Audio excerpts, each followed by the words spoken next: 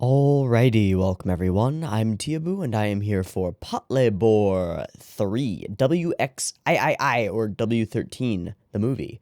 It's a complicated title, but that's okay. It is the third in our movie trilogy of Patlabor films, and from what I understand is the black sheep of the Patlabor filmic family, for a group of reasons that we'll get into. So the last two Patlabor films have been absolutely freaking stellar. Just like masterpiece level quality and craft and conveyance of information and conveyance of emotion and just gorgeous. From the music to the slow melancholy scenes where things sink into the audience's mind, to just the incredible mechanical design, especially in movie two, to just everything. It was really freaking good. Both of them were. So now we're on to the black sheep of the family. This is the film that is rated much lower than the other two. It is not regarded as highly by most people, and indeed, some people kind of choose to forget about this one. And some people in my Discord, some fans were like, "Hey, it's not even a big deal. You can like skip the third movie if you want to. Just move on and watch some better Oshii films. Hey, Angel's Egg exists. You know who you are." GK. But, yeah, so people recommending maybe you should just skip it. It's probably not that good. I don't feel like I can do that. I am too intrigued. I am too. We're gonna buy completely into the sunk cost fallacy here and say that we're too deep into Patlabor to ignore the third film, despite all the differences between it and the others, and despite the fact that it's kind of difficult to consider it part of the same trilogy. But why is it difficult? Well, first and foremost, Mamoru Oshii, the man who has been the talk of the channel for quite a while now, is not involved. He's just not on staff, as far as I can tell. He's not the director, and he doesn't seem to have any other role in the thing. I don't remember. He was working on something else during the period where they were coming out with this. It might have been Ghost in the Shell, which would make perfect sense. But they grabbed Fumihiko Takayama instead to direct. Takayama's solid, I think. He directed the 7th episode of Bubblegum Crisis, which I thought was pretty good given the context of it.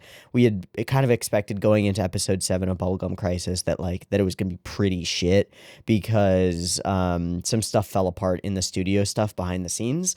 But it turned out to be a pretty okay episode, so that's nice. And then he also directed Gundam 0080 or whatever, War in the Pocket, which I've heard good things about but have not seen. And a couple of other things that I've heard okay things about but haven't seen. Overall, though, Fumihiko Takayama is not Mamoru Oshii, and that's very, very clear from just glancing at the list of things that he's worked on. There's just no way that he's gonna bring the same level of like perfect eye for composition and just insane talent and experience to the table. That's fine. He's still solid. Kenji Kawai is back as music producer dude. How will he be able to work with Takayama? That's an important question because we watched over the course of Patlabor movie 1 and then movie 2 growing symbiotic relationship between Kawai and Mamoru Oshii, and the way that they started working together, and the music was serving the story, and the story was serving the music, and it was all just sort of cycling together, was sort of magical. And I feel like we're going to lose a piece of that, but I will be happy to be proven wrong. And then the final major change is both of the previous Patlabor movies have been produced in large part by Production IG. This one is made by Madhouse. Now, this is made during peak Madhouse period, right? We're in mid-90s. Madhouse is fucking solid at this point. Got no problem with that. It's not like this was made by 2015 Madhouse where I'd be worried. This is a good thing, probably. And much of the staff has moved over. Many of the freelance key animators and other artists are moving over, background artists and all sorts of things, but there's loss and churn and stuff in the staff. So, lots of changes. Generally, the reception for this film seems to be less positive than the other two. We'll have to see how much of these changes we can really tease out, and we'll have to see whether we actually want to watch the film. I will say this flat out at the beginning here. There is the distinct possibility that I will hate this, and that we will get 25 minutes in and I'll go, you know what, it's not worth it. We'll skim it for interesting cuts, but otherwise I'm not having fun with this. That's totally possible, and I'll have to ask you to forgive me if I do end up deciding to just stop. But I figure for this to be a feature-length film, it's probably got some redeeming qualities, and we'll probably have a pretty good time with it. So let's give it a watch. Okay, so in the interest of doing this, I went and found WX3, Patlabor the Movie 3. It was much more difficult to acquire than the other two films, partly because it's just less popular. There are less seeds available for it. There are, like, tons of seeds available for the first two movies, not so much for the third. But I did go ahead and grab the SX Ales rip of WX3, Patlabor the Movie, whatever, on Ya. Same person that we grabbed the rip for, I believe, movie 2 from. Good stuff. Okay. We're going to be watching it in Japanese with English subs as usual, and I think we're just about good to go, so let's dive into it. I have Patlabor Movie 3 up and ready to go. It is sitting at 0 seconds. There will be two versions of this reaction. You can find a picture-in-picture version with the video up there, linked in the description, and a timer-based version up on YouTube. If you would like to do a syncy thing and sync up your own copy of the episode with the timer-based version, you are welcome to do so. Just get your copy ready because the beep beep timer to count you down will be coming at you now.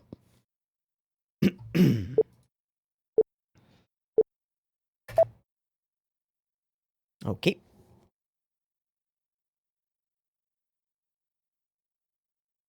I hope this is meant to be silent. Don't want a repeat of the movie 2 experience, you know? Okay, this is meant to be silent, right? We have audio? Really hope so.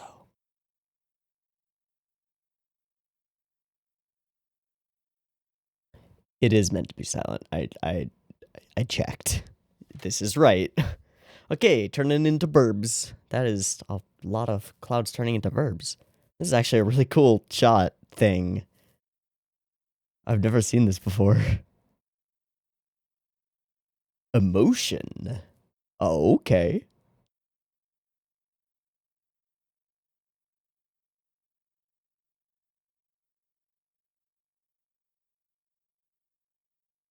Hit me with the sound, please.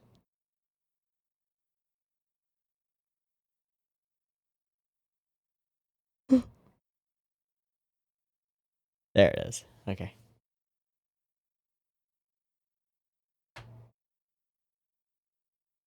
Okay, it seems like we're trying to start with a vibe. Fishing?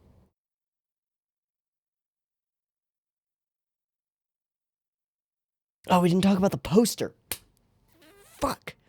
There's like a claw in the poster, and I'm wondering if it's like a Gojira bullshit thing. I forgot to talk about it.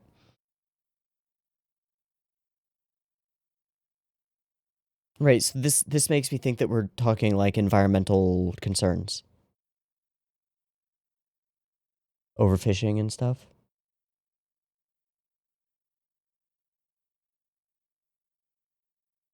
It's also kind of funny that we're doing the thing that I thought we were doing in the previous episode. Oh, that is really cool water. Is that CG? What? Is it? I think it is.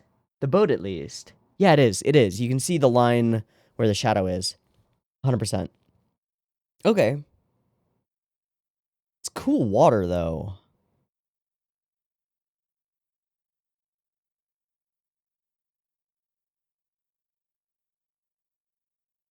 It's really quiet. Oh, I have it at like 60% volume. I'm stupid. The giants have been falling. Okay. Talking about sports, talking about random stuff. What's gonna go terribly wrong? What's what? Something crazy. Is it a kaiju? It's a great face. Oh. It's a plane falling apart.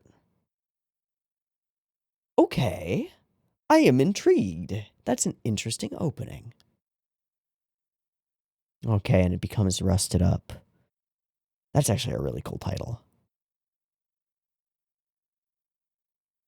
Okay. Jonons. Because we were just talking about the giants and tigers.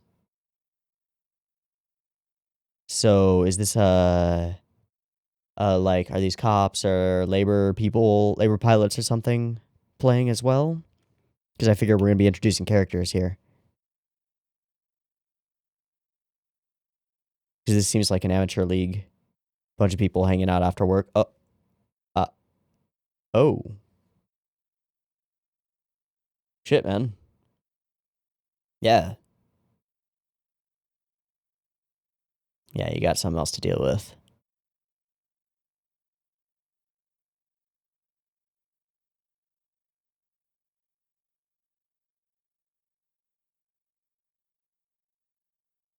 Okay, another plane. Oh. That was really neat.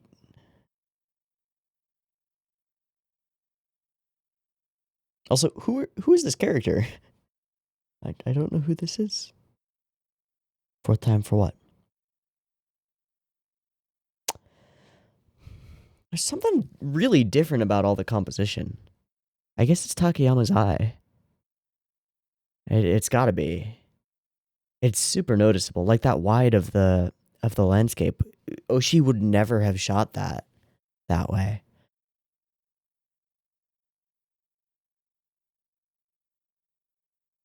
Jesus. That is not much.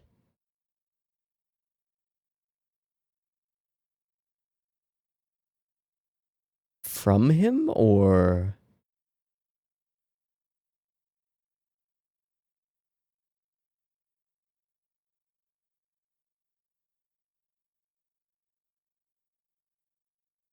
Okay. Okay. Inability to hear because we're muted out by technology. Maybe. Doing that little bounce again. Pulling tricks from the previous films 100%. Because we had Goto do that before. Clever. Hey, baby. Nice car. Probably shouldn't have the hood open in the rain like that. Oh. Guess we're giving her a ride. I'm sure she has nothing to do with anything.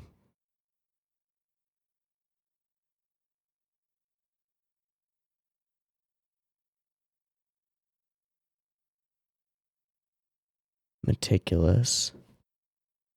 And sad?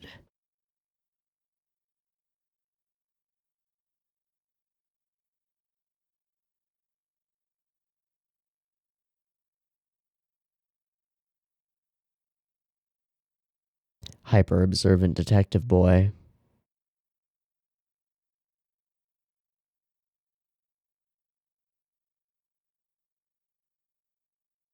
What's this lady involved in?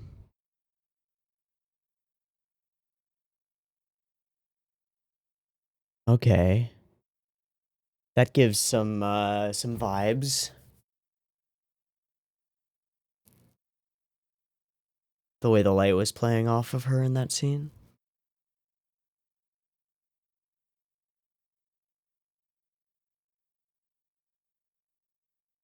Uh-huh. Classroom. Okay, teacher. She has really long nails. Uh-huh. Nandemonai. Strong girl.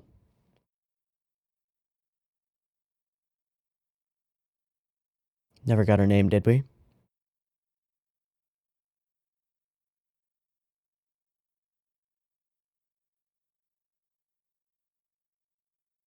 Well, we'll meet her again.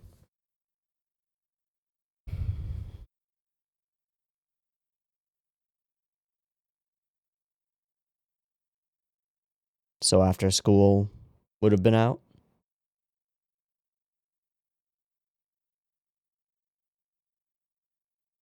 Late afternoon to early evening? Nah, fam, come on. Seems likely.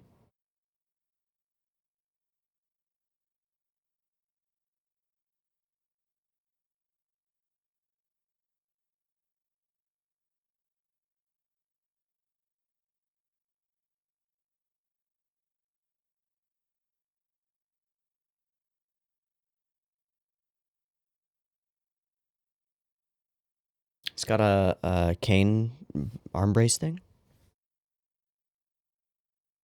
Okay, so we still have not met a character that we knew before at all. And instead of starting with bombast and leading into mystery, we start with mystery and lead into more mystery. Okay, so we're gonna go consult the SV2. Bruh.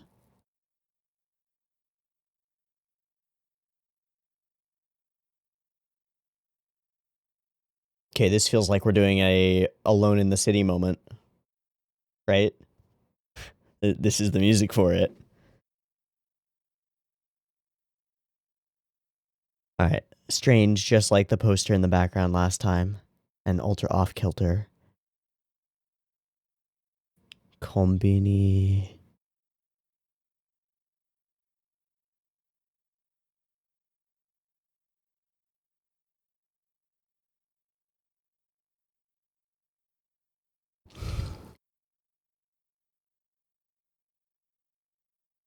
Might have to pause after this is over and talk about it, because I'm very intrigued.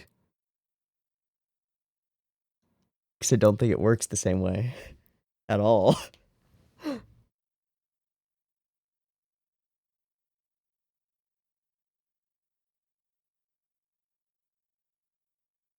Yeah, it's got all of the trappings, and yet it's doing nothing. This is amazing. This is amazing. We have to pause when this is over.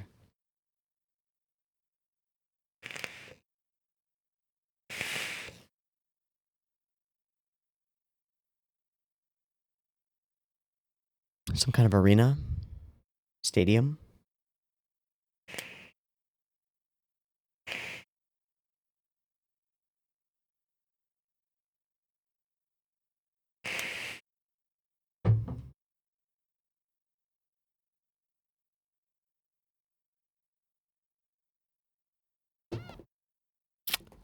Wow.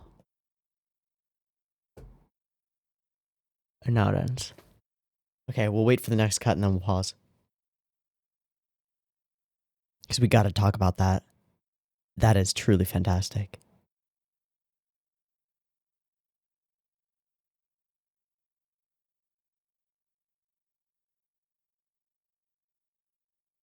So they're just building this new stadium. What's that behind us?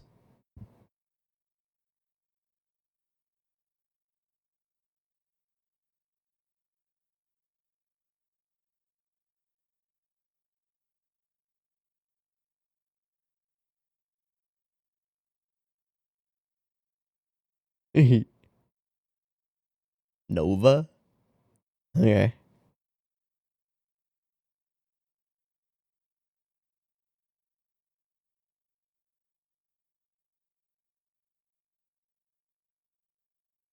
A virtual audience? Okay. Oh, okay. How does that play into our older dude's love of, like, the texture of records and stuff?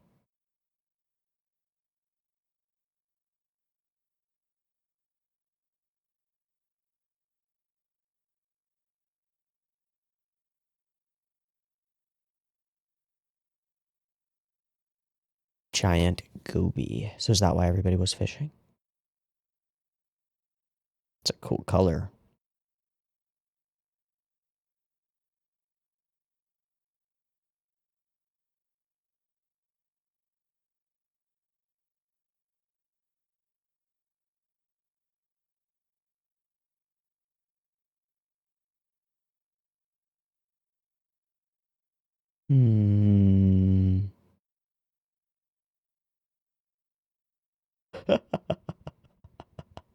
Have fun.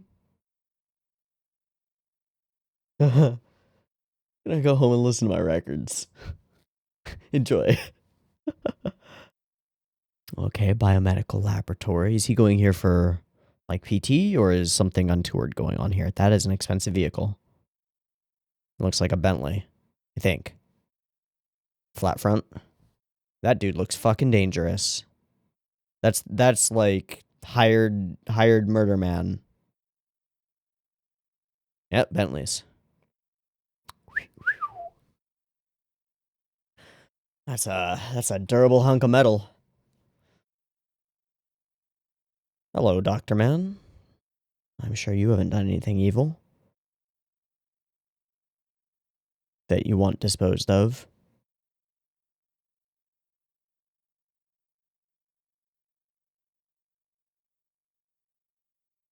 Okay, what are those pills you're taking? And will Dr. Guy exchange those pills for something? Nah. That's silly.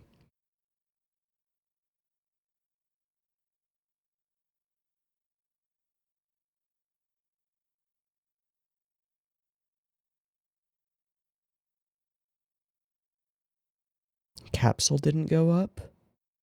Space?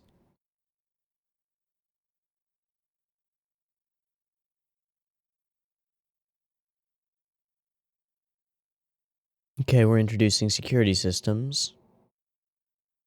Either something's gonna break in or break out. Is it a boomer?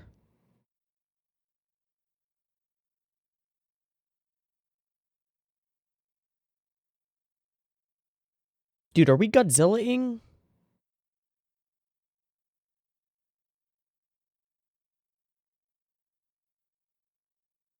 What the fuck? Is that some kind of stupid alien fetus bullshit? What the fuck?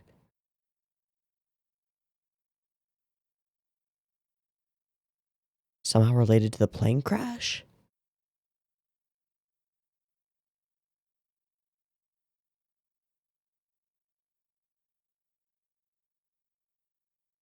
Okay, some kind of a breach. What the hell is that?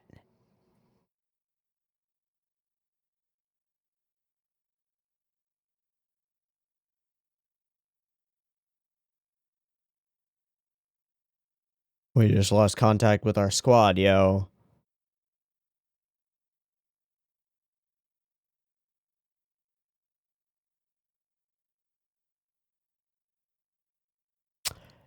It got caught by something really fucking big. Maybe do something about that before the ship gets... Okay, good, it just snaps. That's better. Well, those guys are dead. Oh, we've got all the plane parts. What's missing? Oh, we accidentally dropped secret experiments into the ocean. And they're growing. Oh.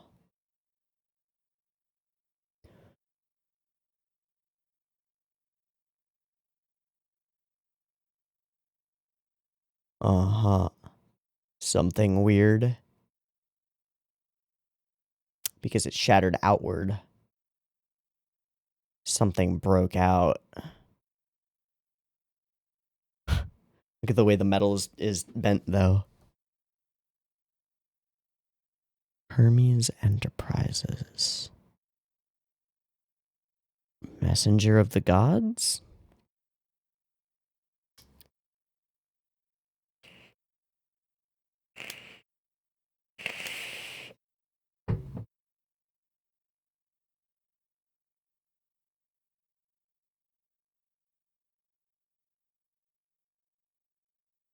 Another incident. The submarine. What happened to the people who were inside? What happened to the people who were inside?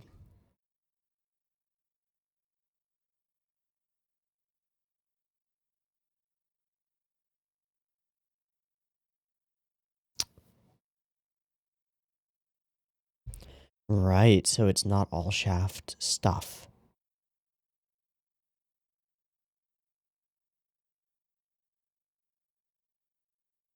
What is it?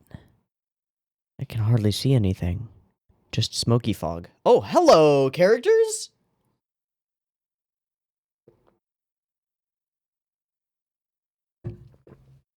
Whoa, Shinohara, you do not look good, bud. Noah's looking fine, though. That's good. Hishi? Ah.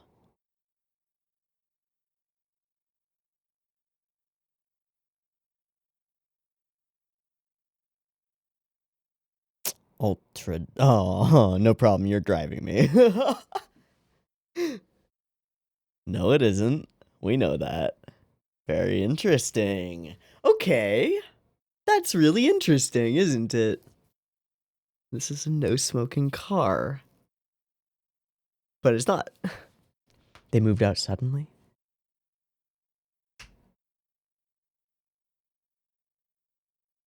The good stuff.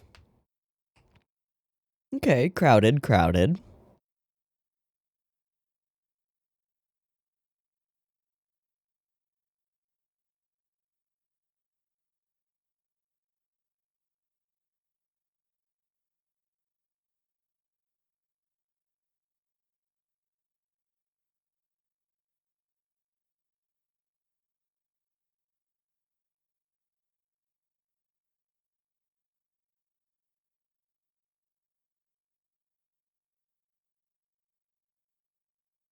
Oh, she left her lighter. Ah. Ah. Ah. Gotta go find a way to return that. Hey, I have your lighter. Oh, we have her name. We got her number? Oh, is she okay? She doesn't seem super okay.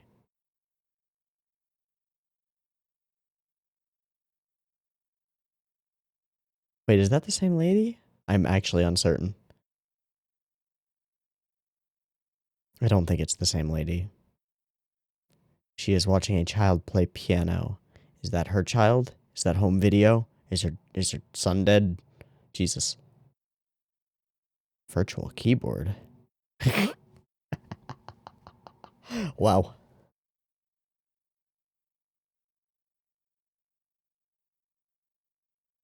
Okay, we're doing it again.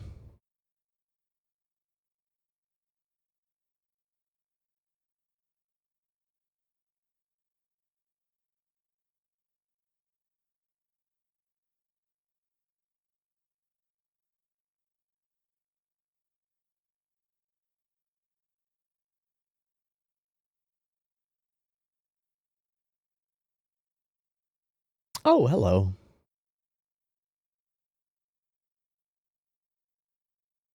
Oh, this is relevant. This is relevant. Okay, so we're messing with aging. She's like the most bored sounding teacher.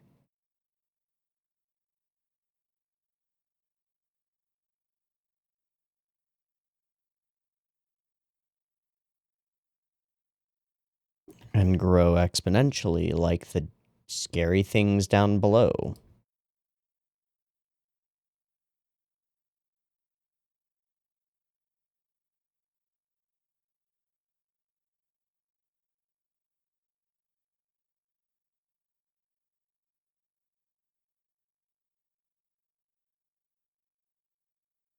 Hi, I have your lighter.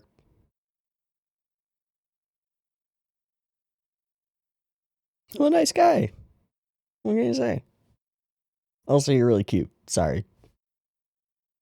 Say it. Say it. Ah, that's close enough. You ended up walking together.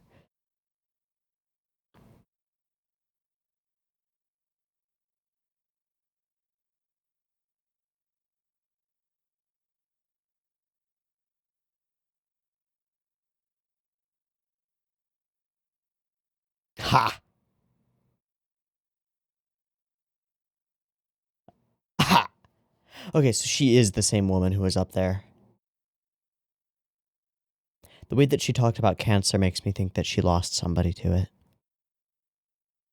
It's weird.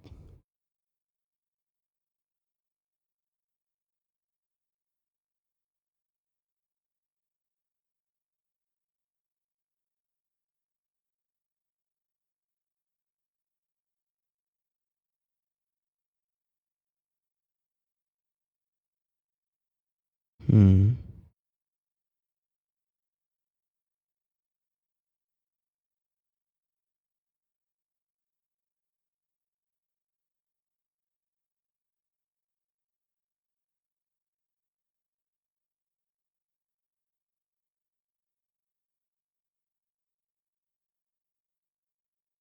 Yeah. Enhance.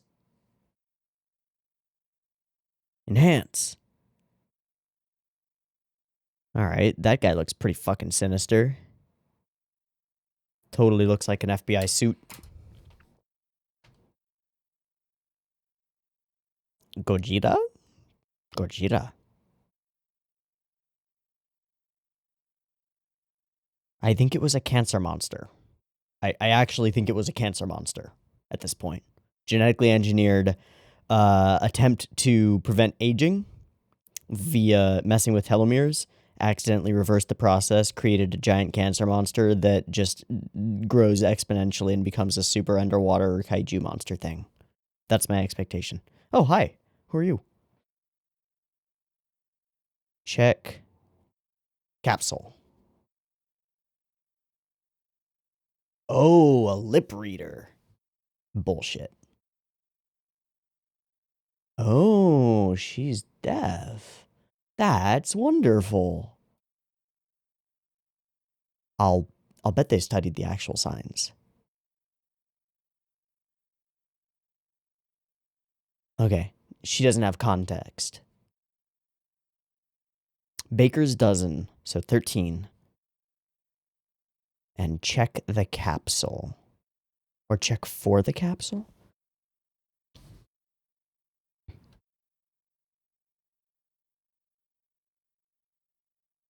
What are we hearing? Is this a play or a film? A play. Yep.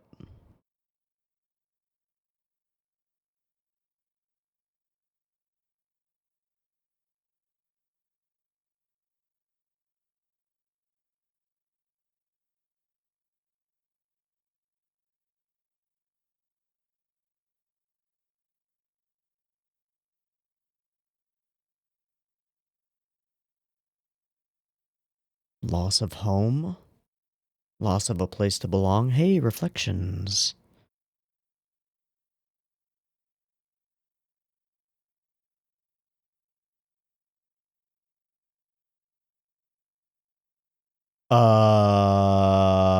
What's in the suitcase? Suddenly, that's a question. Wait, what? Okay. Drop the beat. Stop the freaky wiki, drop the beat, bitch. There we go. Oh, darn it. Oh, it's Babylon. Hey, I wonder if that's relevant. It's also got a Gojira at the front. I wonder if that's relevant. Huh. Huh. Alright, we got some punk ass shaggy looking motherfucker. Ladies! That's the choice? Oh, that's a lot of blood. Oh my god. Oh, right next to the water, are we? With the hole in the window right next to the water, are we? Giant tentacle monster coming out and fucking with shit? Maybe.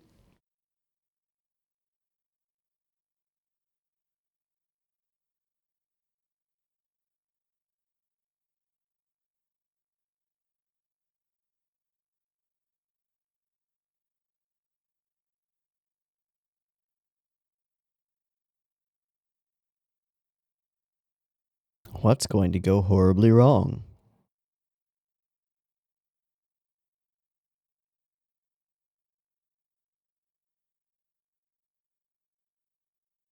Oh, shit.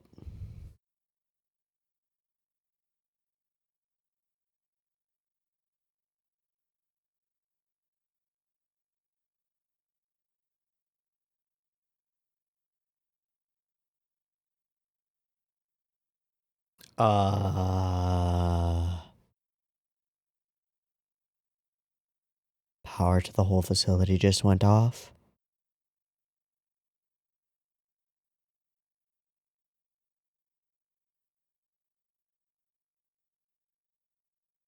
Looks dark.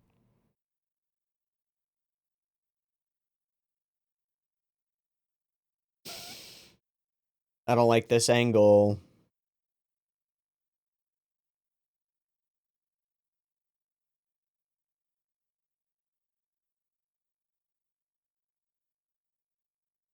Do we have a main character in the car? We do, right?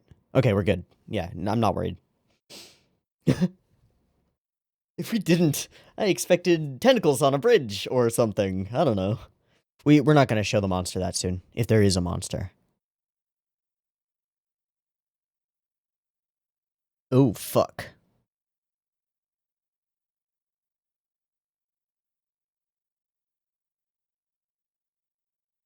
No taste.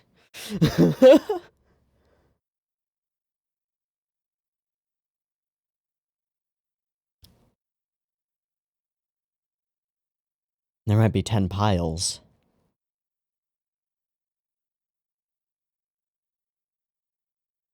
Or 10 puddles. Or there's not actually a real monster and we're being misled. Which would be really interesting.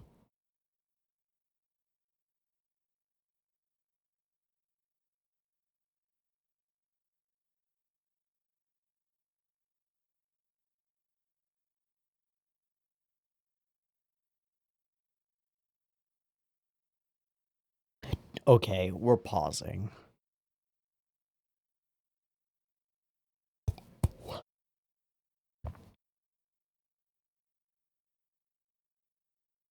Kazuo Okada.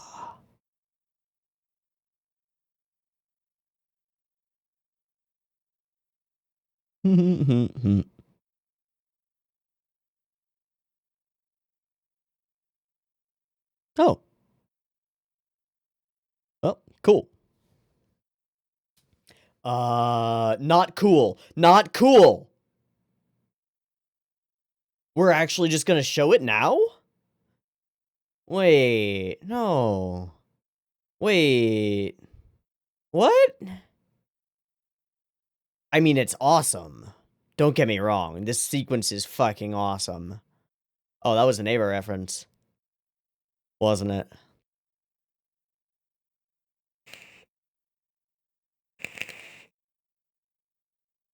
Wow, that is a wonderful sound. Wow!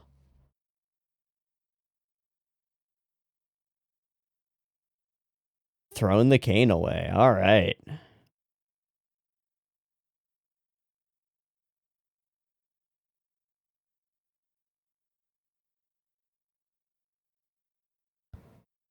Whoops. Oh, does it not like light? Doesn't seem to care.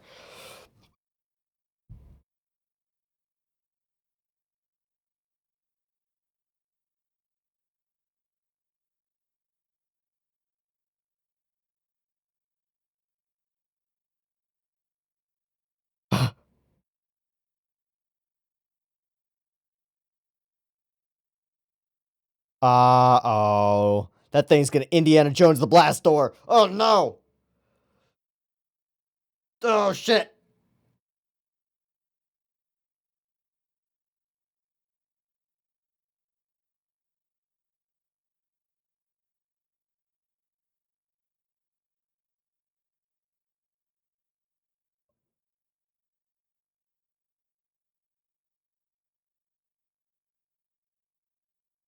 Okay, we can DNA sample that little bit that was left behind. Oh, it's still moving. Oh, God. Oh, cancer. It still has all its fingers. Oh, no, it was a back foot, wasn't it?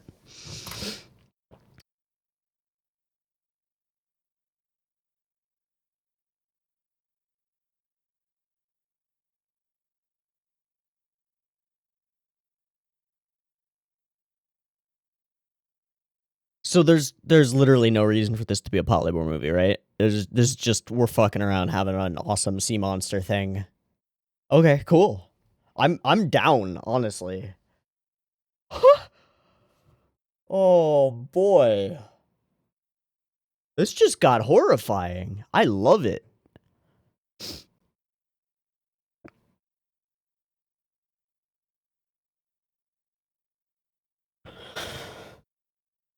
Okay, so it is seemingly running from the light.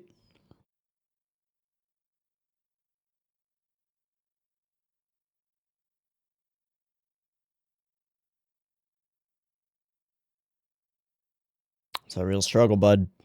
Yeah. I'm working on it, This is an extremely strange place in the film to reveal the monster, though. Very strange. Oh, shit, that is cool. He knows. I think he knows. Oh, it's like a giant claw tail thing. Oh, fuck off.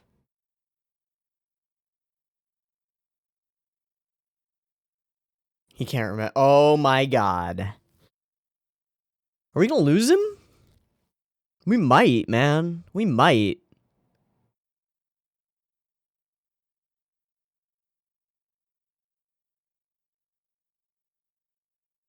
Oh, oh my god. Do it. Do it. Ooh. Ooh. Ooh.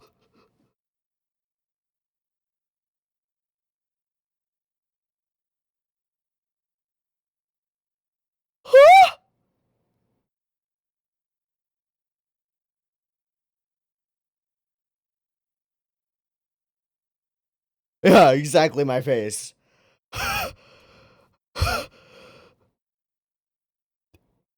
Holy shit. Men looking like Liam Neeson trying to be an action hero. Holy crap-a-moly. Except he's doing it for real.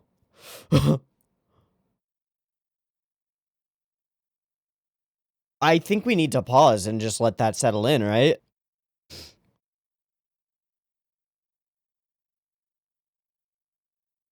I don't know what that says.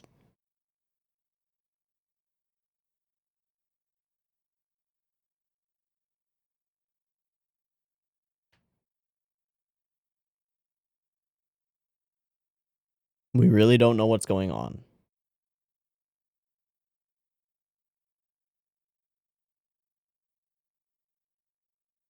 Yeah, we saw the giant monster. We were almost killed by it. Okay, you found the finger.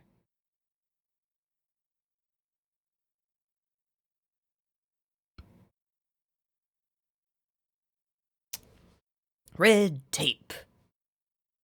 Great.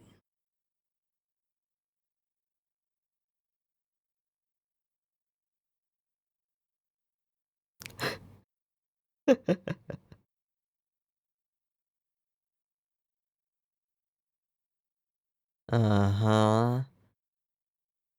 Well, I have a feeling they don't really want it analyzed. Oh, okay, maybe they do.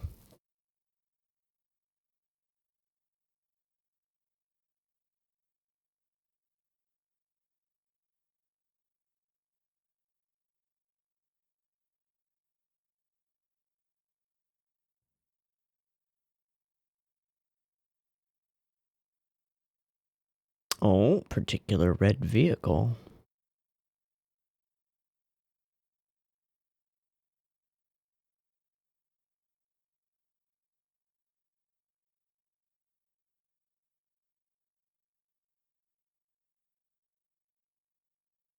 Reflections on the floor are pretty freaking stellar.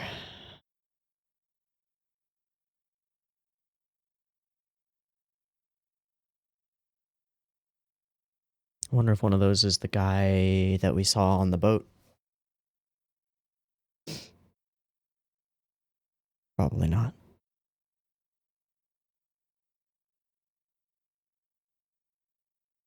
We know that guy, though. Right? Center guy? Toto? Is that her? Yeah, it is. She works for that lab. Oh, shit.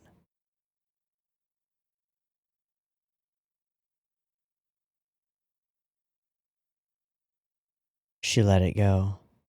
Whatever it is. Part-time job. That's what the call was about.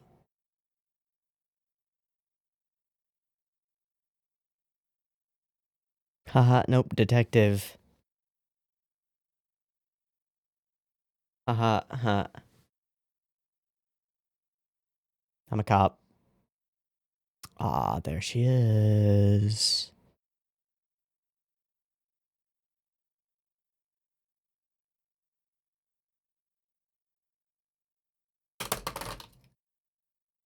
Was. Past tense. And your daughter?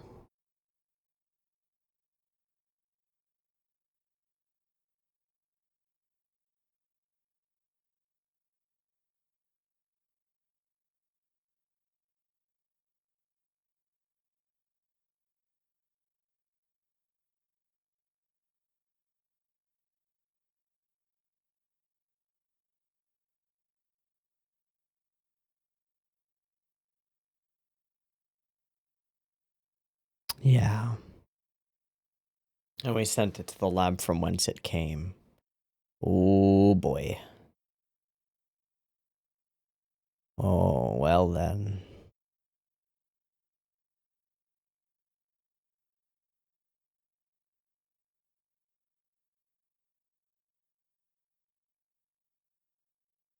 It is what we think it is, right?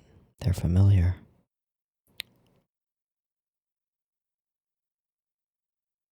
She let it go. Or something.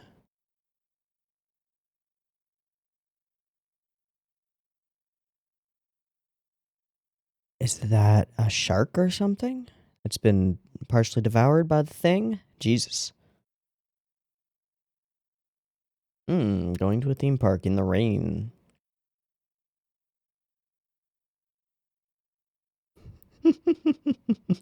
So judgy, so judgy. Yeah, fucking kid's guy. Her.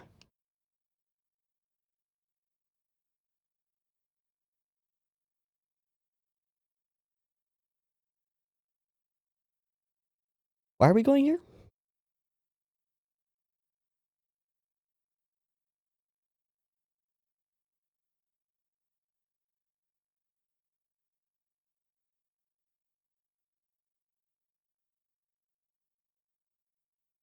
Hmm.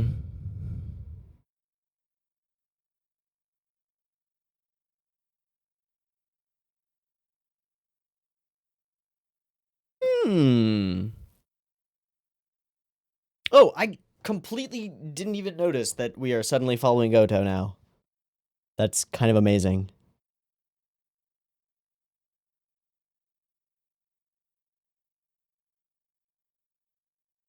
Oh. So there is a connection to Shaft.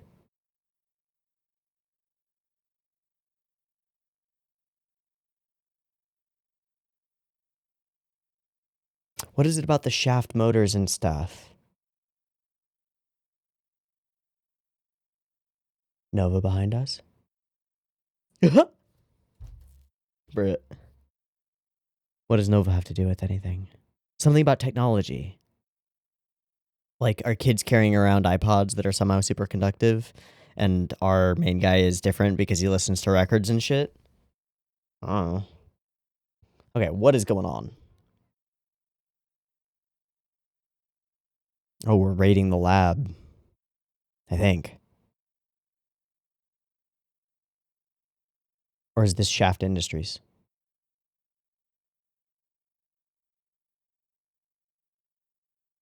I don't know where we're raiding.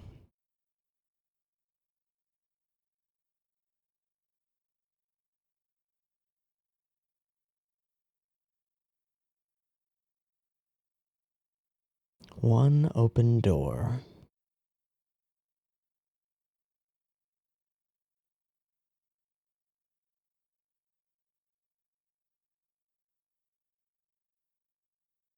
Looks like some destruction happened here.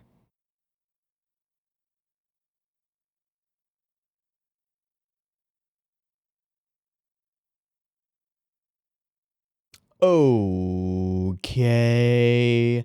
It's here. It's in the vents. It's alien. It's alien. Get out. Get out. Get out. Get out while you can.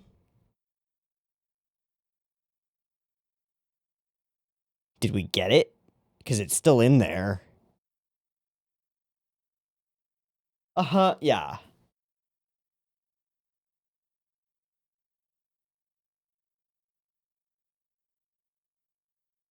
Wow, covering it all up with terror.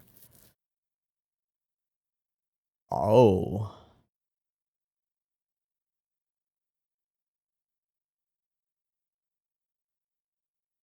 That's super different, though. Yeah, that's not even close. It's big and scary, though. That's for sure. That's more like it.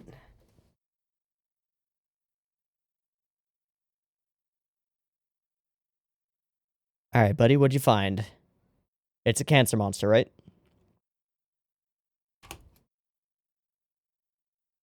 Nishiwaki? Lab grown. Yep. It regens, which sucks. Yeah, that's bad. It's a Hydra. That's bad. Or we capture it and shoot it off into space. Maybe. Nishiwaki cells. Are they related to a character named Hitomi? Oh, Antarctic. They are aliens. Okay. And was Professor Nishiwaki a particular guy with a daughter? And a wife? Who died?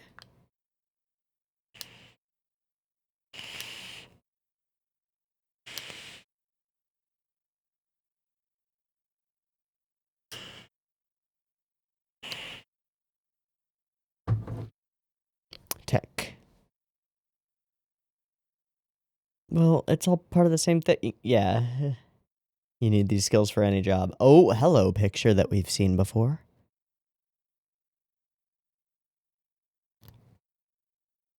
Is that Hitomi? Or is that... What's her name?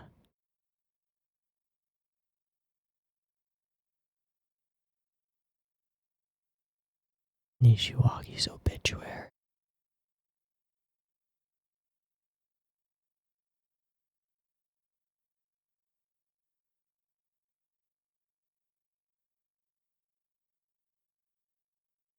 It's getting it elsewhere through superconductivity. She did something, but it won't. Because. So they think it'll just blow over.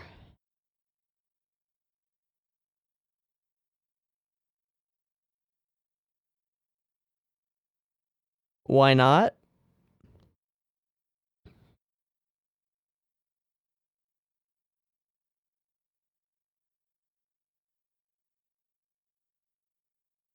Ah.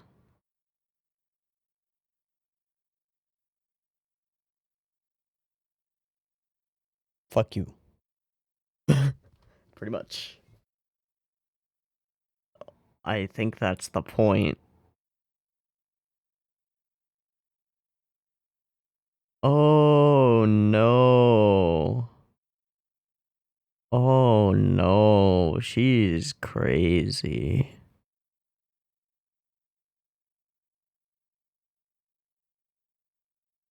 She's got what she wanted though. Her child lives.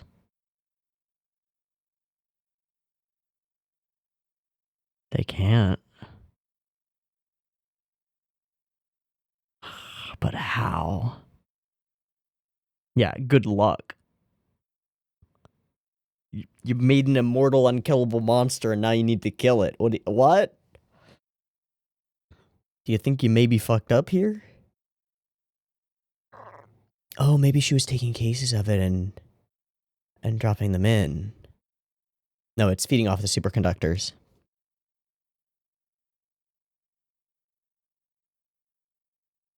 Yep, you are fucked.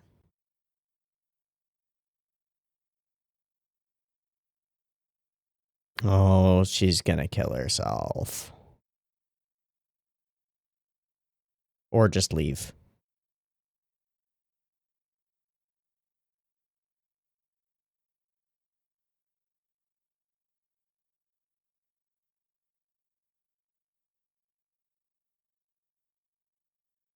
Okay, so we're trying to kill it now. And she's doing something different.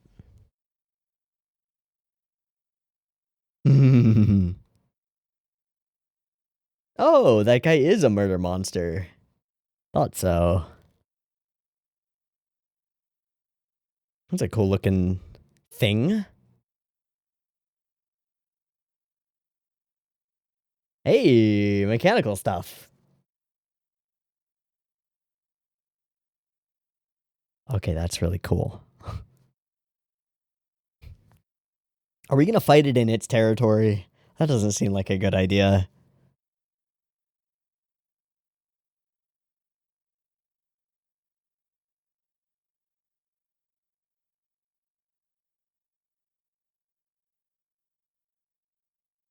Illuminate. And what will we see? Oh, it's bad. Oh, it's bad. We're running.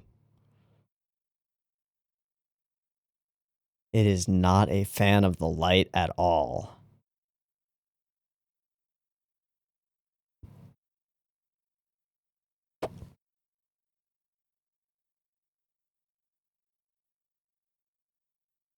And she's gone.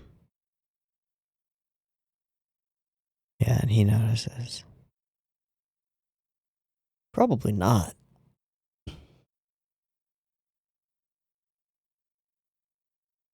Okay. How about those islands?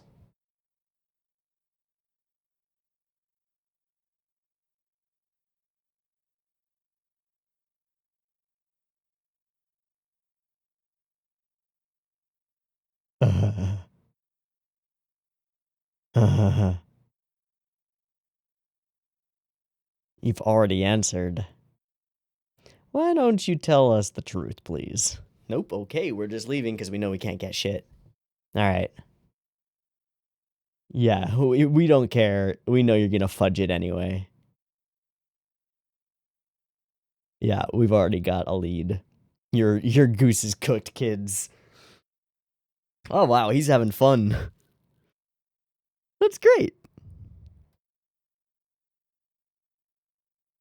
Ding!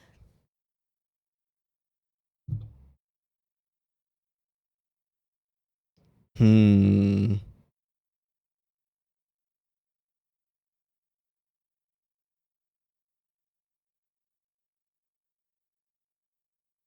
Fucking hell. Red tape. Oh yeah, super nervous.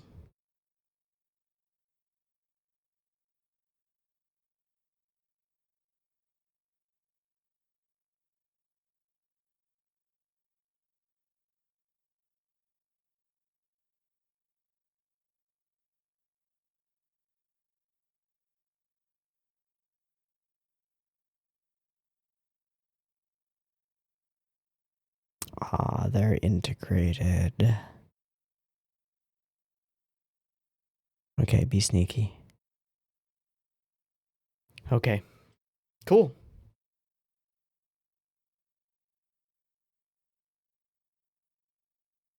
Prying ears.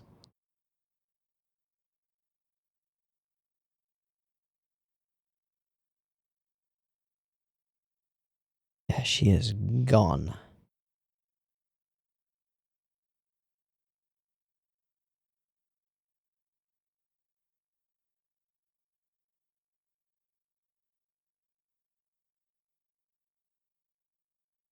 Big monster chomp chomp. Yeah, big monster chomp chomp.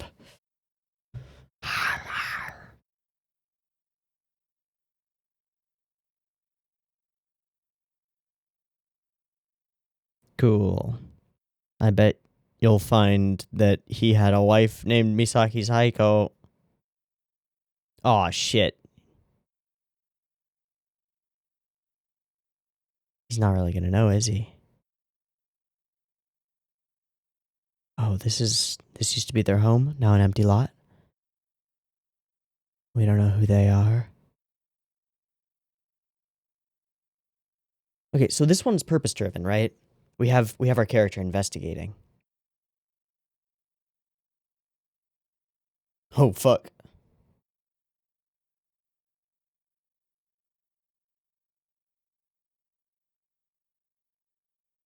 It's still not doing much though. It's just a bunch of interactions with characters. No coherence, no contrast.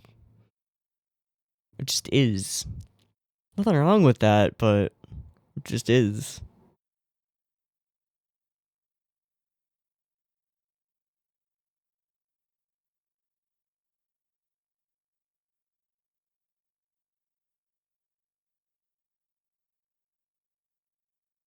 To a graveyard?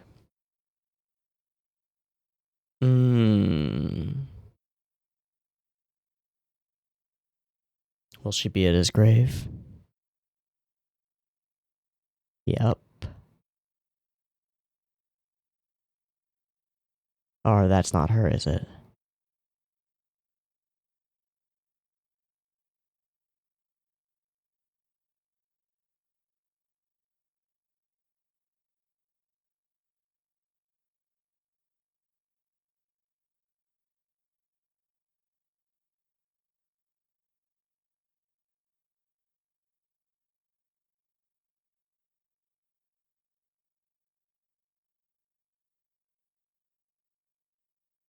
What is he chasing?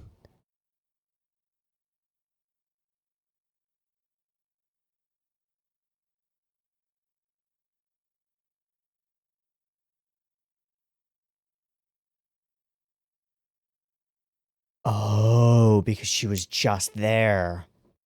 So he sees the incense and the freshly placed flowers and goes, oh shit! Okay. She was paying her last respects, and it was her husband.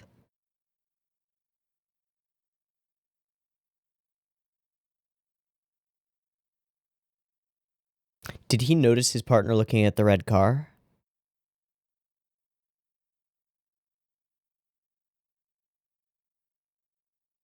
Oh, he finally gets to see his apartment.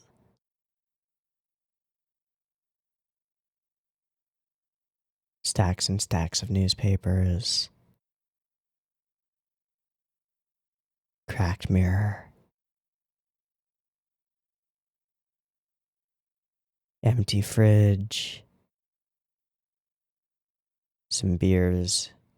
Kombini food. That's all we've got.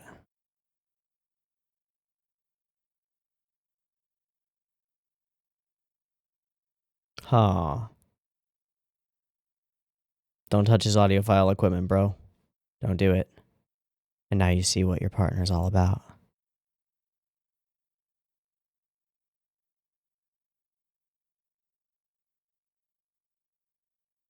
It's a pretty awesome collection.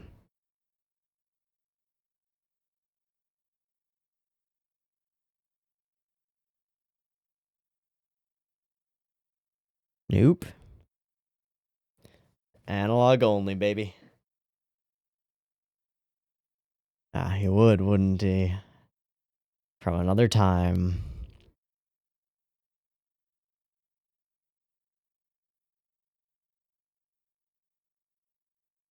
So is this about clinging to the past? A bit. It's an element.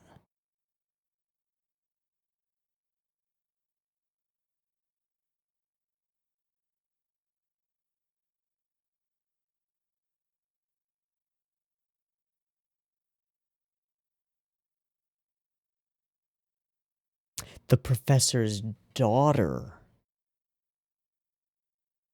Oh, okay, so it wasn't her. Okay.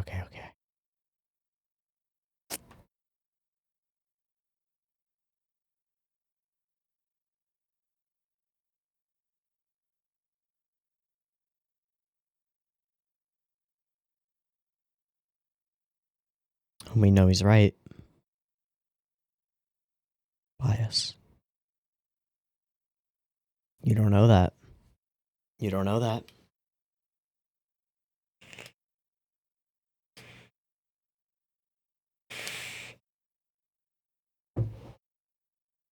Yep, what record are you about to pull off the shelf, bud? Yeah, of course you've heard it before. Nope, she disappeared. As soon as...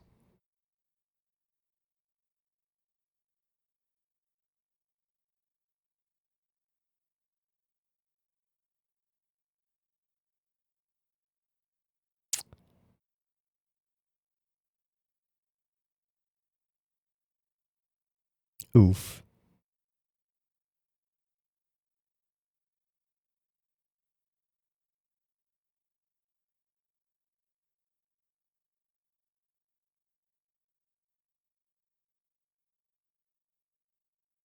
Holy shit, Hata.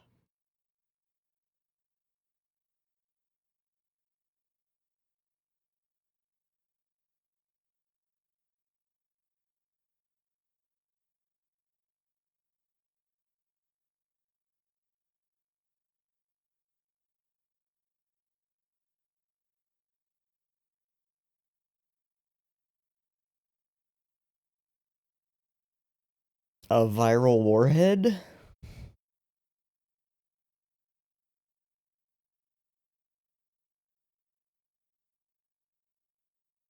Damn, who does he remind me of?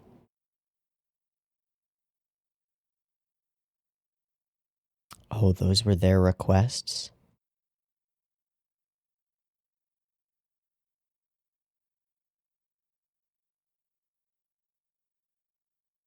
Ah. Get out of the country.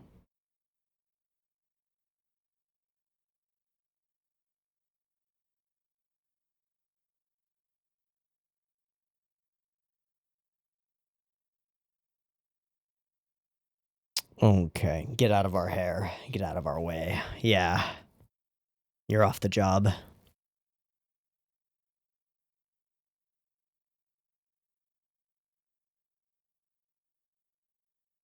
Oh, we're getting to go through her locker? Good. Well, that's what we really needed, isn't it? I would not touch that, buddy.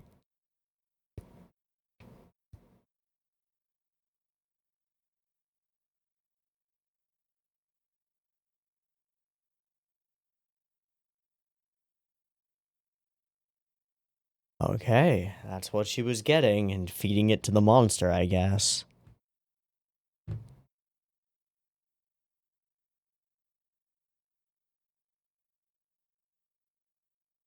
And now to her apartment we go, and we find the emptiness. A little scared.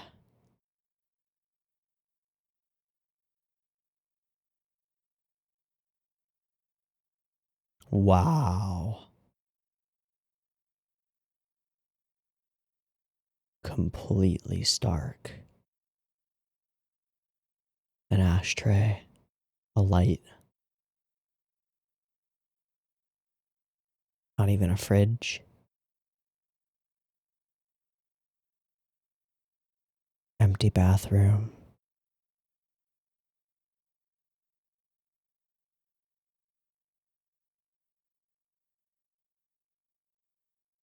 Interesting. Break it down. Or that.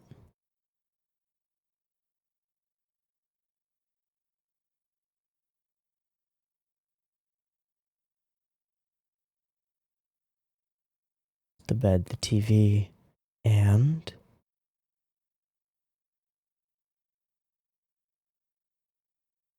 Oh.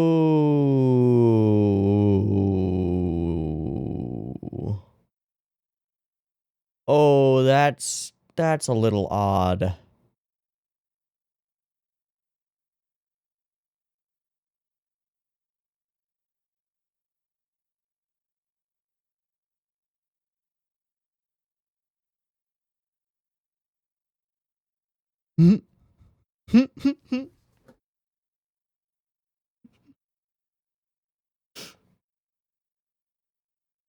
Club Babylon. And nobody's nearby anymore, just the bent railing.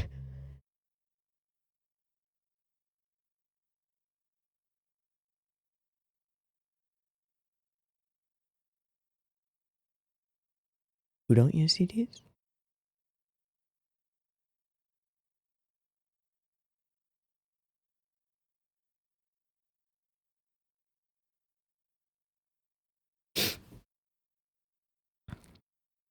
Friends with the fishes.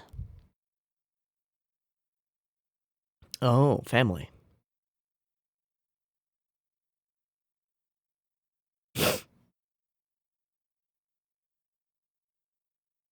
She told you about him? She's here.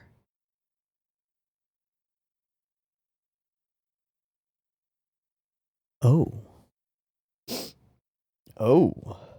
Okay.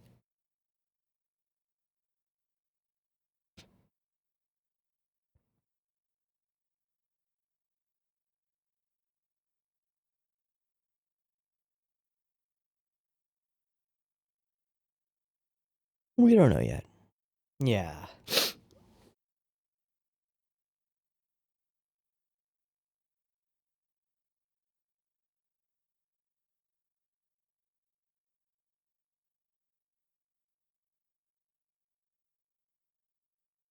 Okay. That's the oh, there it is. Okay, so she left the tape. The one that she would rewatch.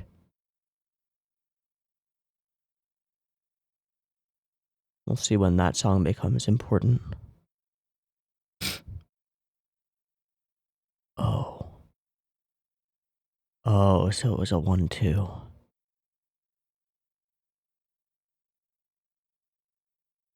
Cancer.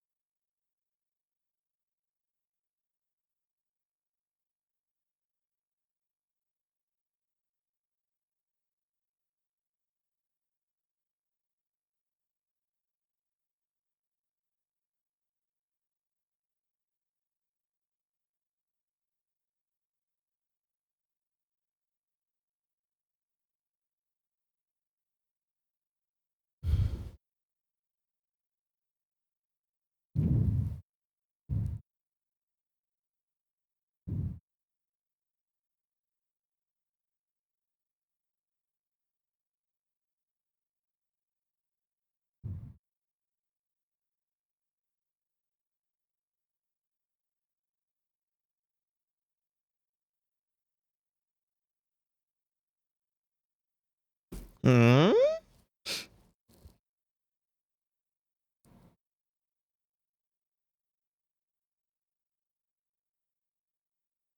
In the giant goby.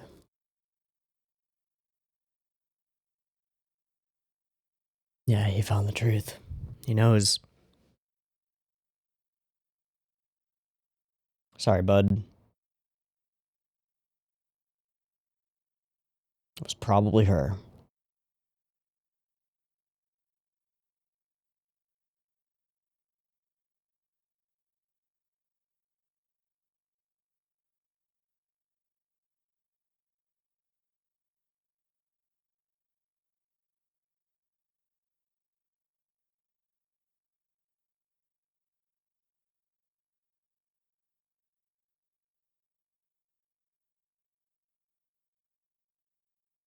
Wait, really? You're gonna... Really?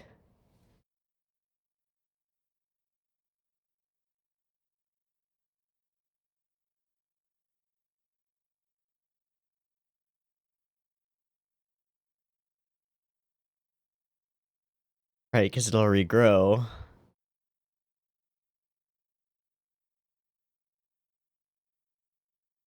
Yeah, unfortunately, we're in the exact opposite. Whoops.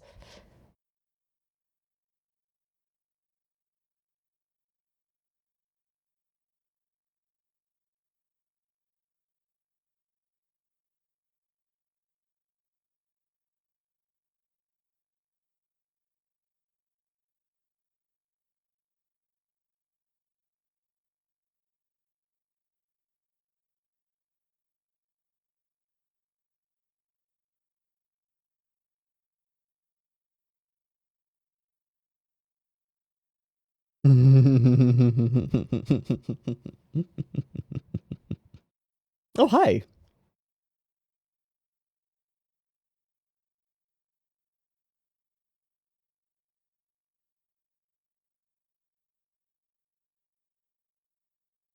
Wait, what? What just happened?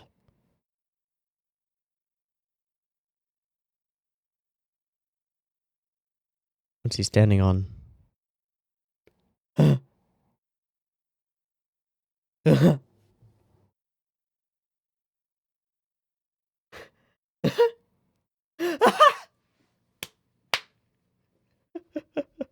Most regrettable. Oh, wow, they're just chucking his cameras and shit all over the place.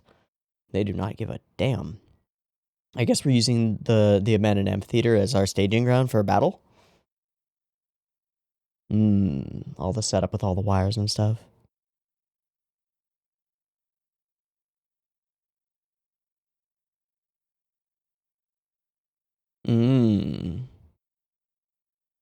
Okay, I feel like we're in endgame now, and we're gonna take down the monster, I guess.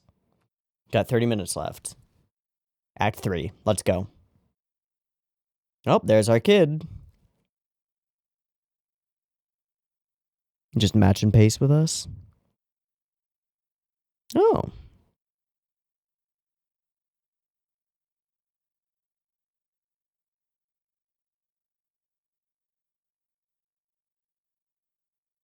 Oh. Does it have to do with the piano? Yeah, why only that club? It doesn't. CDs don't. Yeah. Perfect fidelity. Wow, interesting that we pull the plot point from the earlier movie. You know, sound being the thing that activates the thing, and then that it's analog matters. That's interesting. And that we have to have the discerning ears of our analog loving older dude to figure it out. It's pretty neat.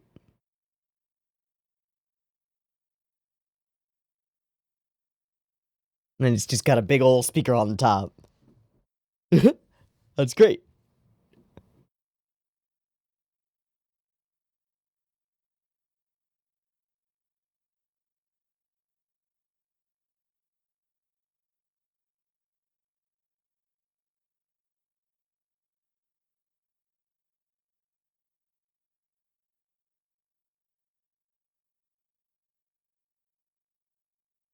Oh, we got a response.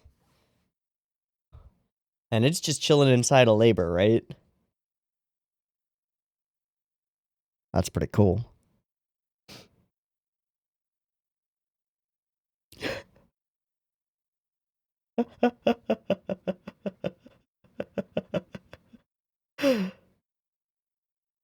So, to a safer location.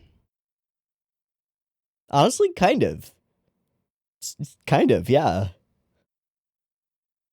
Oh. The director says he appreciates your assistance.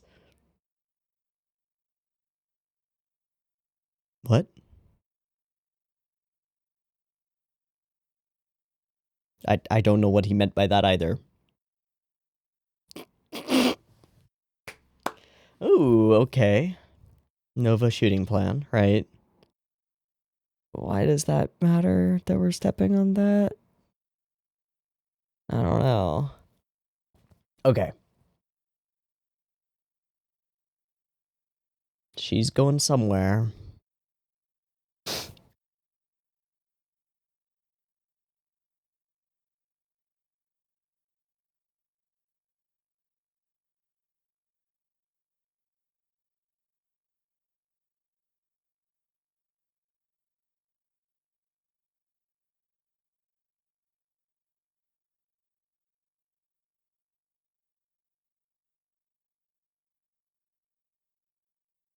I just do not know why that's important. Maybe it's just meant to be noise.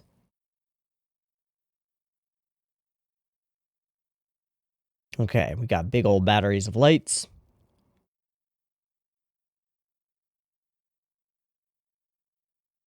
To be aimed at the monster.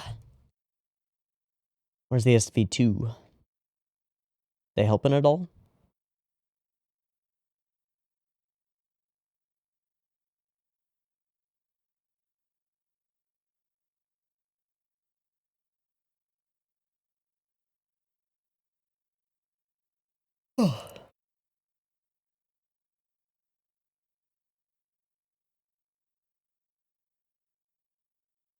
Ah. Smush.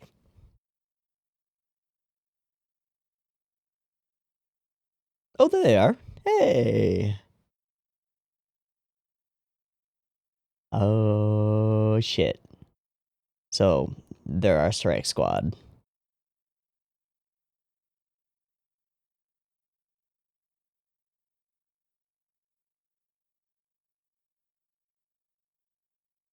You do not look like Noah.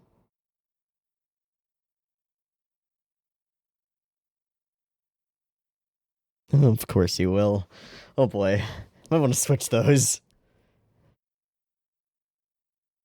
Hey, I thought we would see Alphonse. Kinda have to, right? Kinda have to. I like the reflection on the water on the ground. That's good. Oh, she's stuck.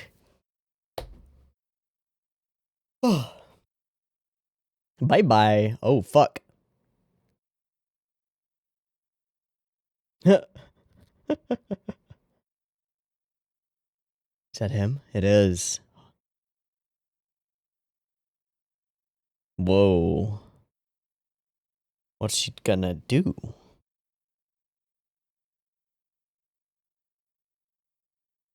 That's really cool. Incoming.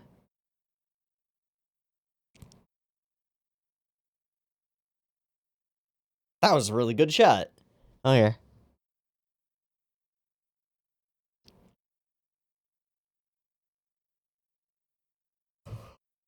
Ooh. I'm really yawny. I don't know why.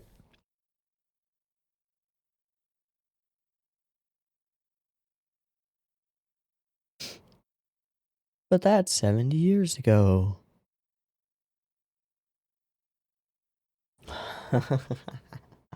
Back to baseball. Damn, Goto, you're not looking so good.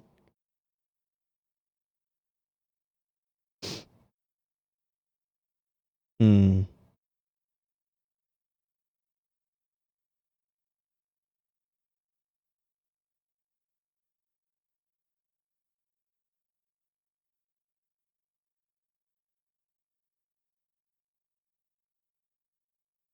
Well.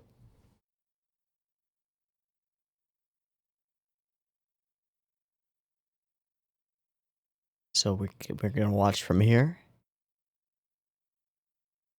Oh. I like this track. Alright. Can't? What? Huh? It's broken? That's really cool. What?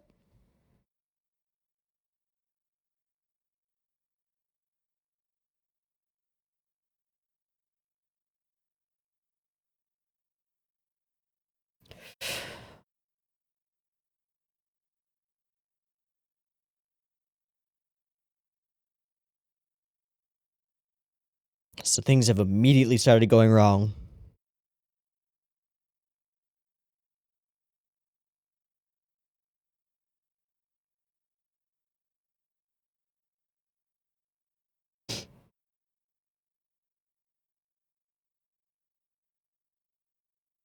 Whoa.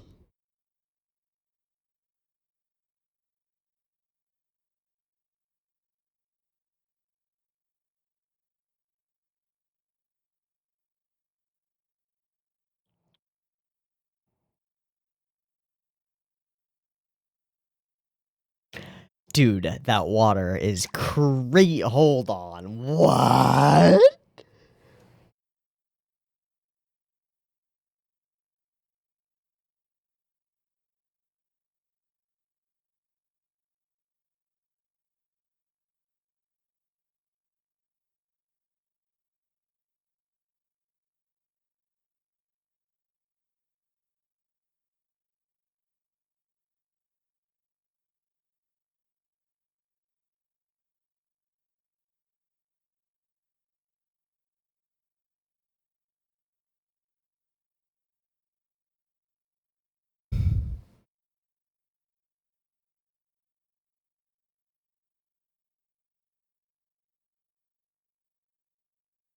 This is so tense. Sorry for not talking.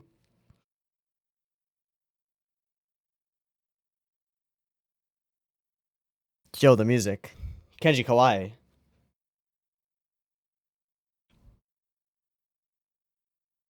We blow our own boat?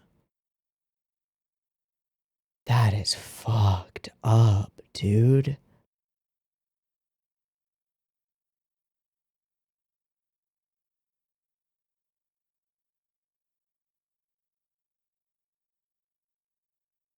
I'm just really curious.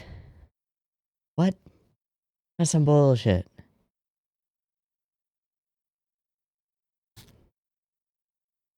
He reminds you of... Okay, yeah.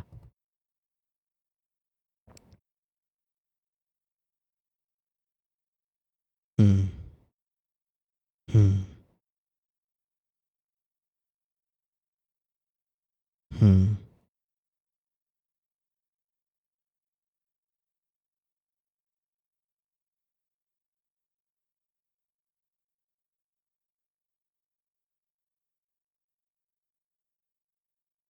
Yeah, it is just living inside labor armor now. I don't know if that's cooler or creepy. Oh my god, it's so cool. Okay, it has gained some appendages and such.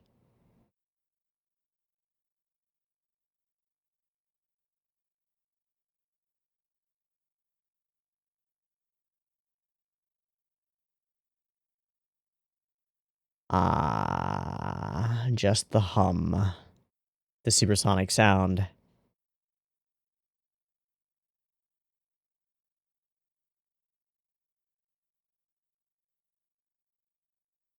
It's like a Kit Kat. It's like a little cat just playing with its toys. Yeah. Get that boy some catnip. No? Okay.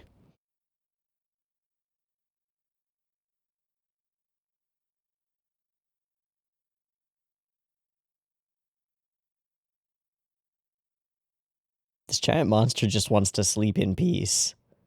Turn off all the alarms. About the cancer?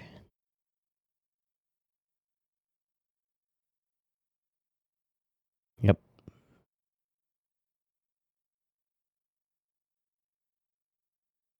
That seems completely reasonable. Uh-huh. Yeah, I've seen that thing. It ain't your daughter.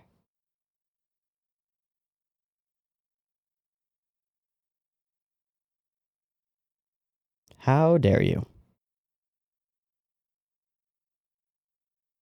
Got it. He told me. He told me.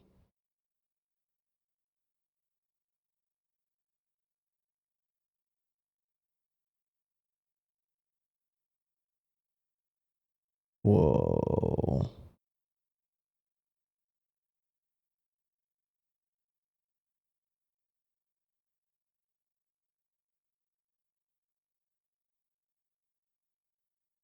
Recorded on analog. Are we gonna put it on the big screen, or it's just sound? Whoa, to an empty hall.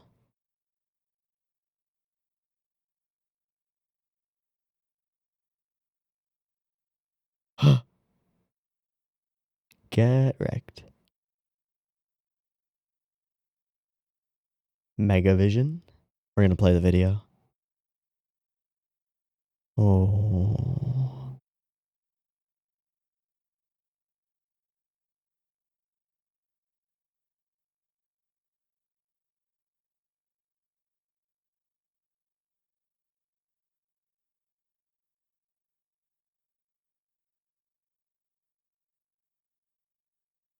Well, I did wonder when the song would become relevant.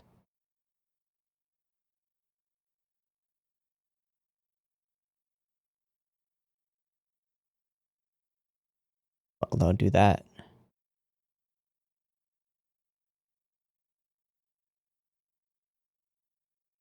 It's all visuals for the Nova thing instead. And it's going to come curious, isn't it? Oh, shit. We're gonna have a moment of sympathy for the devil.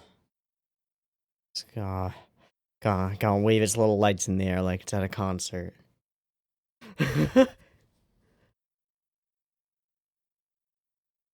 Reunited with, I guess that's your daughter.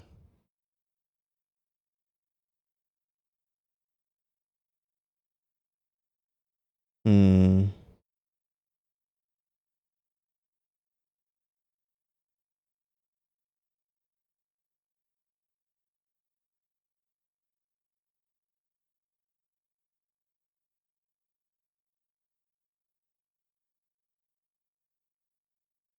And anger sets in. Oh, hi, Alphonse. Or Ota.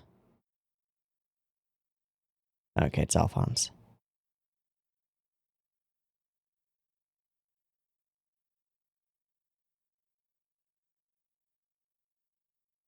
He's got the warhead, right? And so we take it down, but it's a tragedy. Okay, it's also a pretty awesome sequence.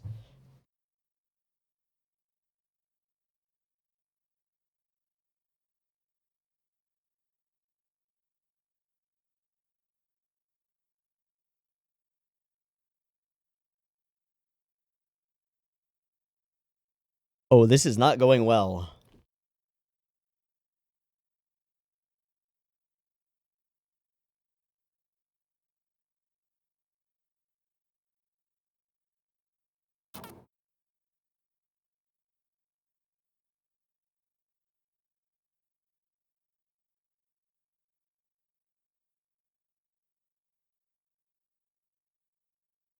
Unmasked.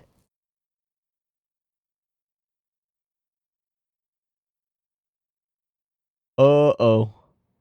Nope, nope, nope, nope, nope, nope, nope. Yeah. Ah, geez, well.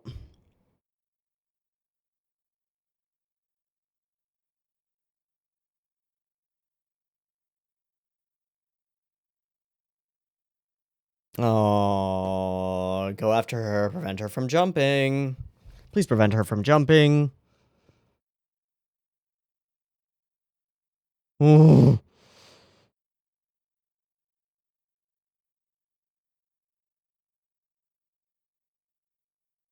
He's only got the one shot, right?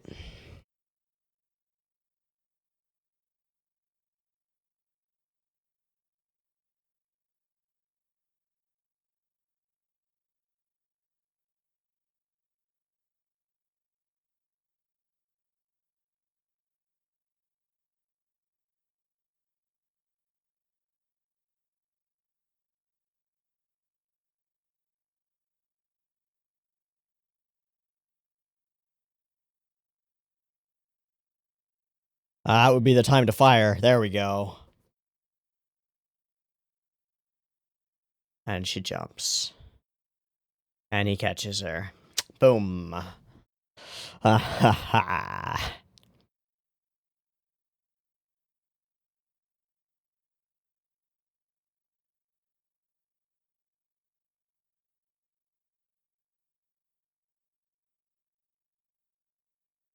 Ah, he's gonna go help.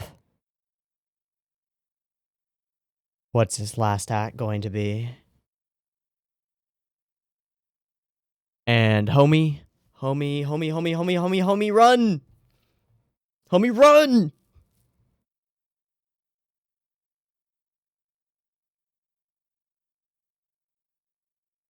Why, are they here to take the body or some bullshit?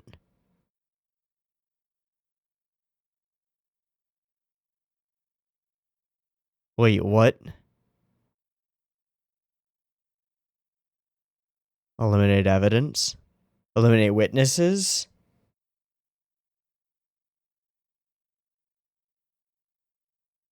Uh-huh. Punch him in the fucking face. Yeah, they're taking it. They want it as a weapon. Fuck you. No. No. Punch him in the fucking face.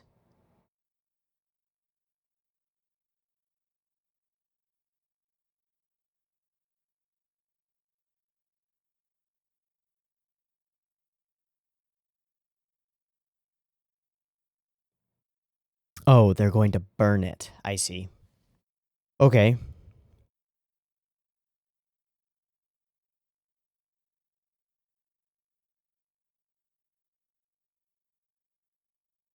That fucking guy.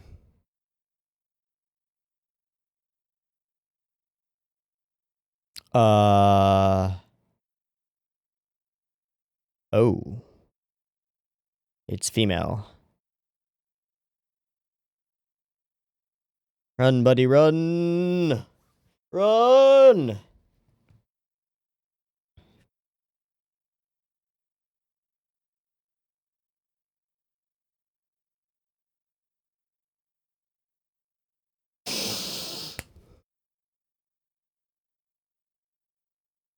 Oh, shit.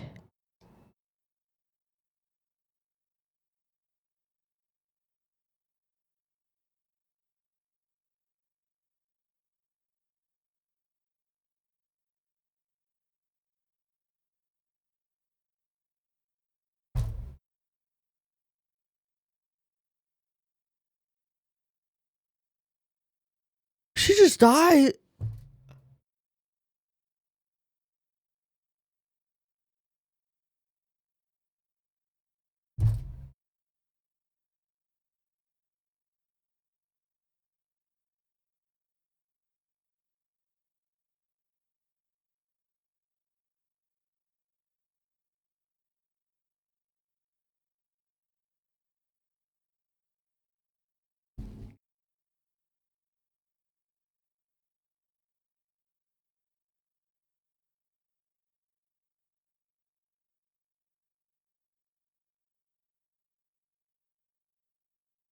Ooh.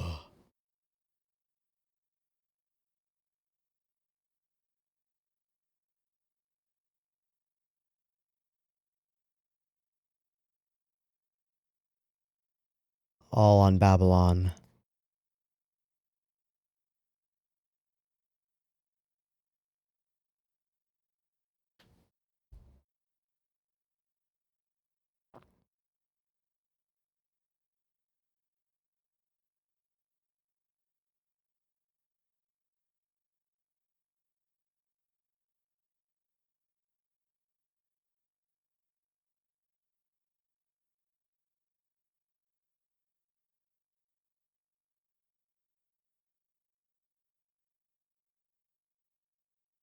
Oh, it's gonna be a post about a person missing or something? It's not translated shit.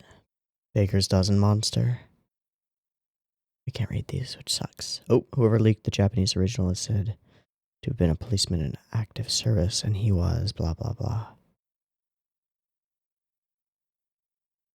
Okay. So he leaked the information.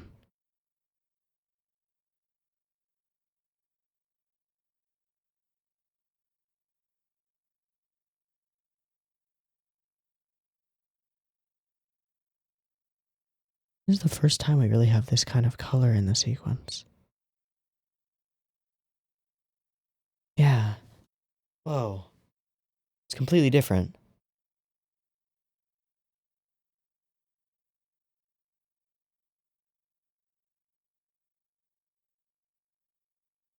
Hey.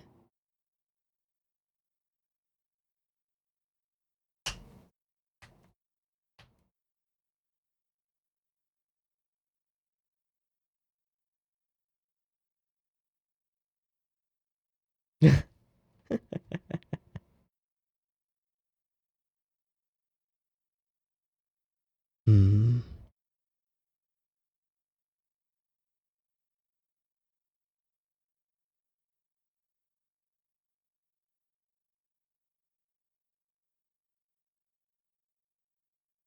Oh, and he started smoking again.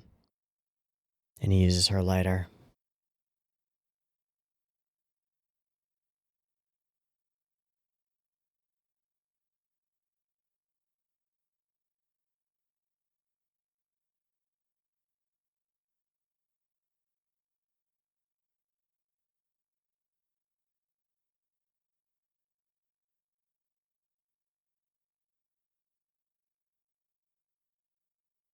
What a strange film. I like it a lot more than I thought that I would. There are some very interesting choices in it. Some very weird choices, too.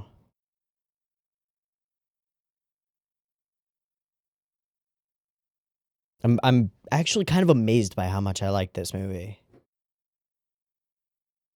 Because there's some glaring flaws.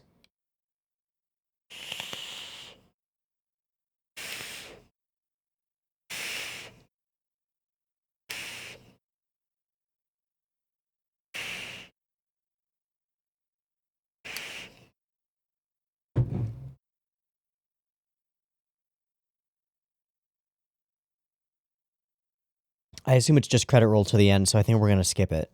So I'll stop here.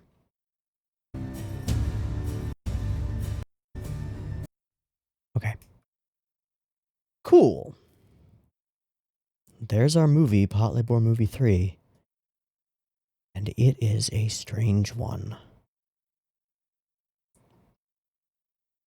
I don't know if I'm going to be able to come up with a coherent thought on this film after just one viewing.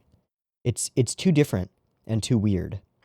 I think the first most initial and most obvious take that you can have is that this has no need to be a Patlabor movie. There's no reason that this is a Patlabor movie.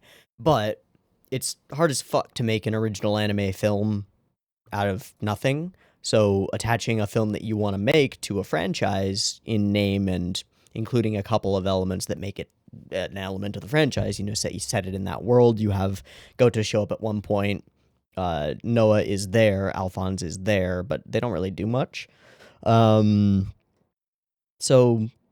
okay. So, what if we don't judge it as a Patlabor film? At all?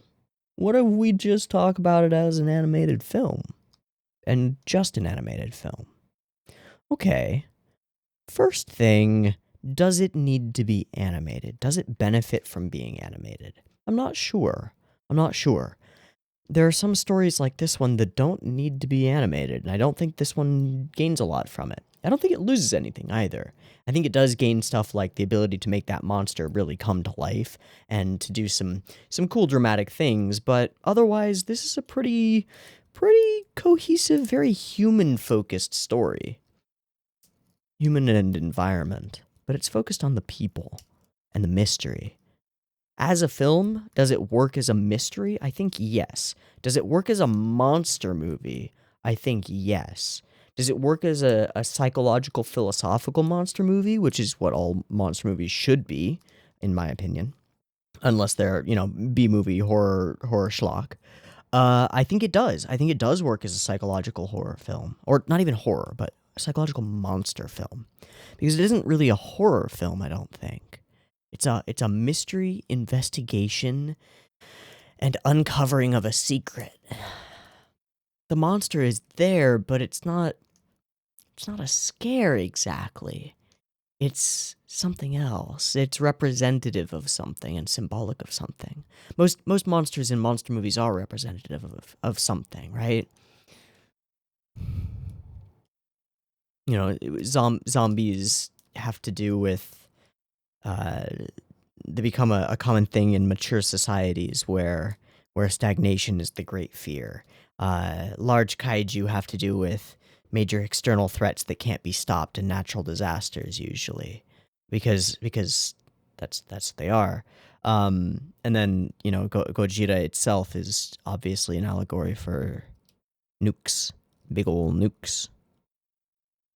And then, of course, the more recent Gojiras have been directed toward the power plant disaster and similar things. But monsters always have something. So what does this monster represent in the context of the story? I'm not sure. Because the character who created the monster doesn't really realize why she did it, which is strange, right? She basically pulls an SAO and goes haha, lol, I forgot. But it's in a somber way that we're supposed to take something from, which is fine. When we couple that with other elements of the story, then perhaps the monster is clinging to the past, right? Trying to reobtain her daughter, right? It was as if my child was reborn, but we know and our characters know that that is not her child. But that it has elements of humanness that only show once the armor falls. It gets a little muddled there. Why does it have boobs? I mean, scientifically, it has boobs because it has female human DNA in it, right? But why does it have boobs? Why does it matter to us as the audience that it has boobs? Is that supposed to just humanize it a little bit in that moment? Because it doesn't. It does the opposite. Like putting genitalia and secondary sexual characteristics on monsters makes them more horrifying, not less. Generally, look at the first pages of Berserk if you want an example. Tits do not make sexy. Not necessarily.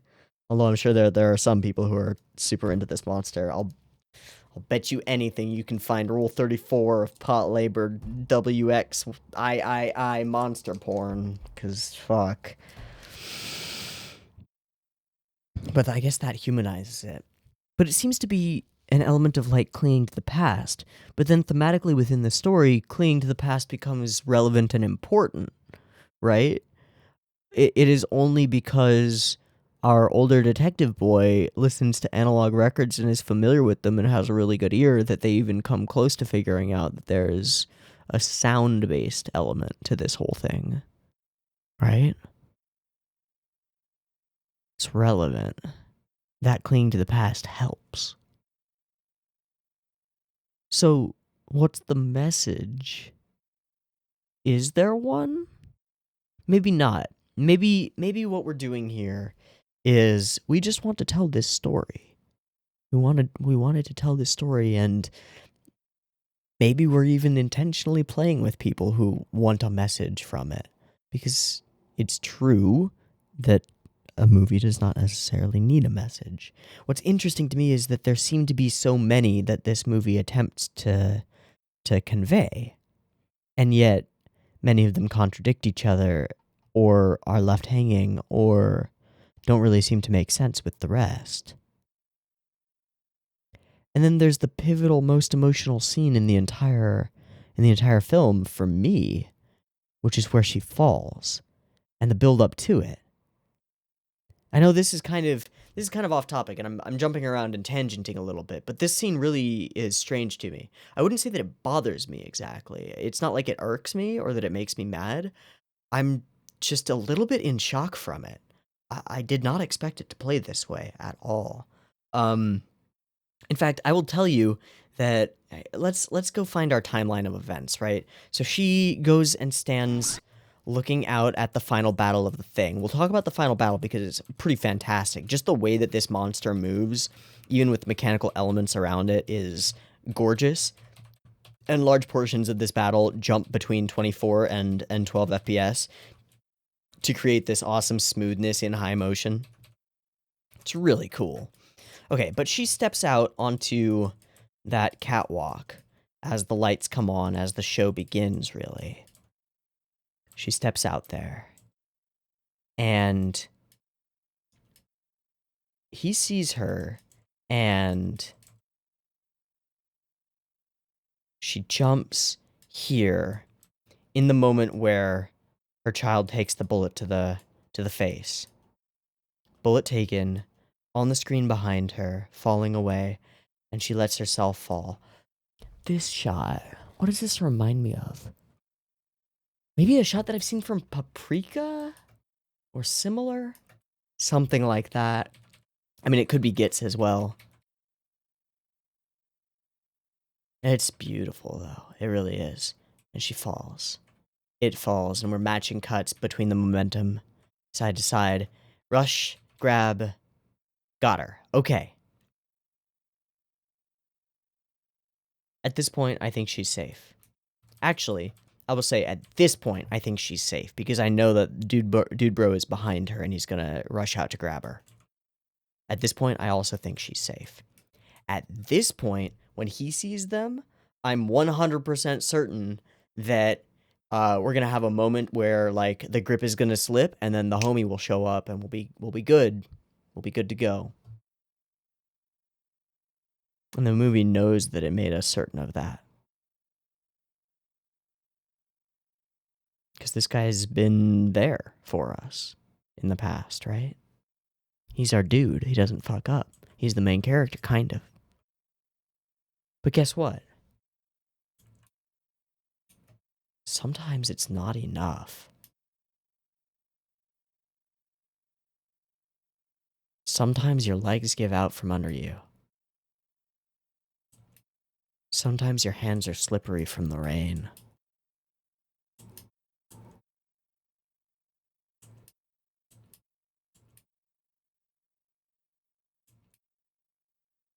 Sometimes you can't hold on.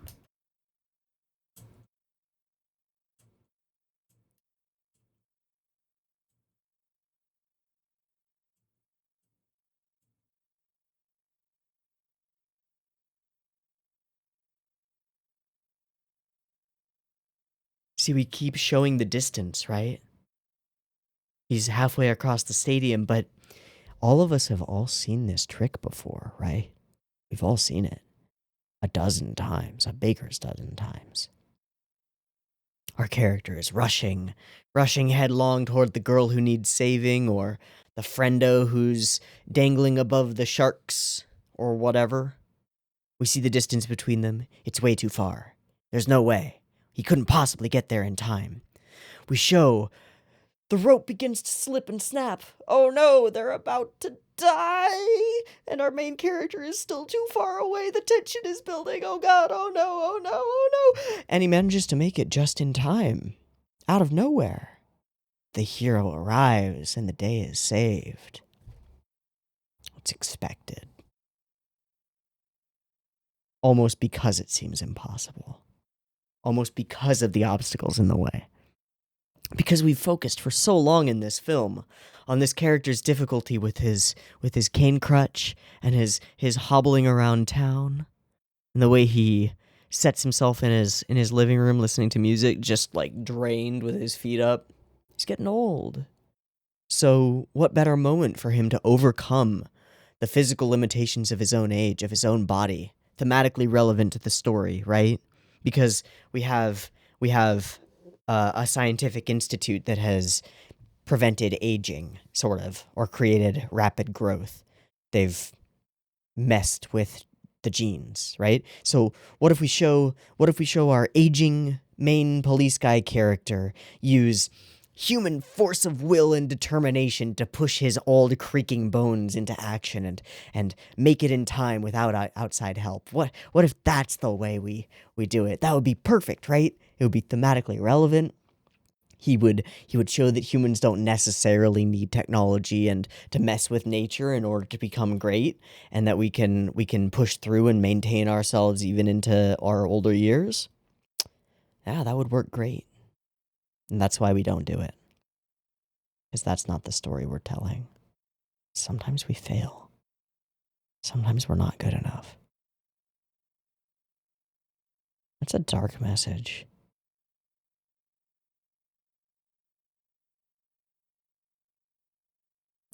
And she just, like, dies. There's no fanfare for the shot where she falls. There's nothing to it. The grip slips. She plummets immediately. And then we focus upon her face. And we see her close her eyes. And then, in full speed, thunk. Like a sack of potatoes. And she bounces, limp, a way that her spine should not go, and then slides. And he just stops. He was trying. No point in it now.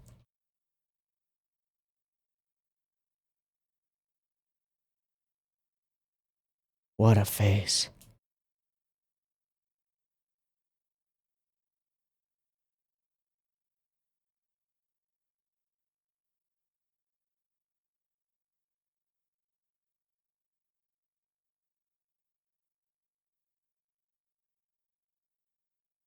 And the Americans just leave. Job done.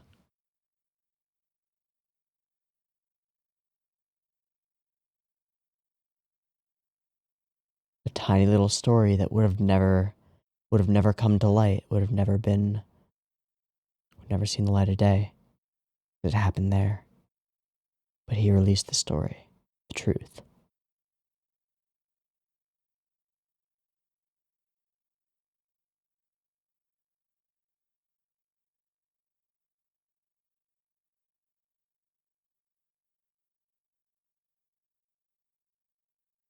Why does the Nova thing matter? I don't know.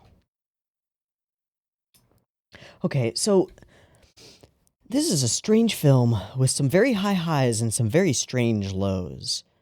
High highs like the actual final battle here between the two mechs and the monster within a labor like shell is fantastic.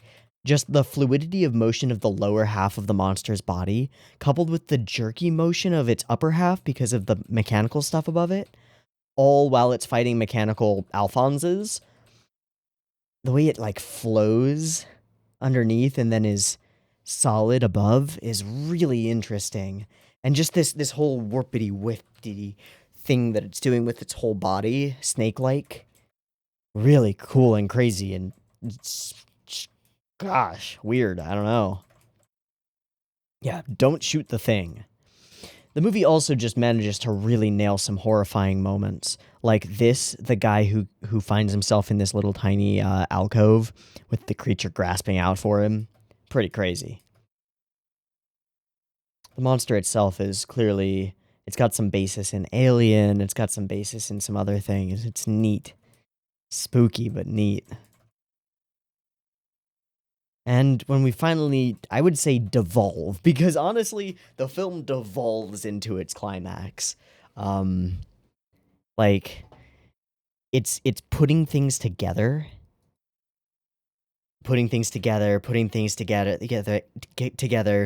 setting up little bits and puzzle pieces, right, of the story, until we get to the reveal sequence, which now that we've seen the rest of the film makes a lot of sense to have it here. Right? To show us what we're up against in the dark so that it's a little muddled and a little crazy. But we do get to see it in the light as well. To show the red tape that we deal with.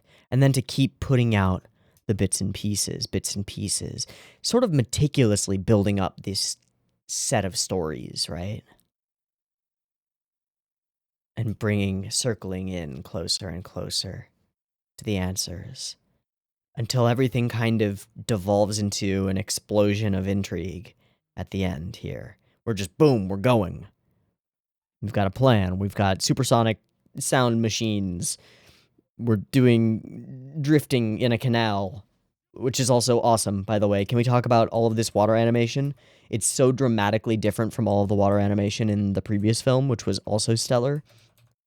But it's completely awesome. Look at that. Just the churn of it. Okay.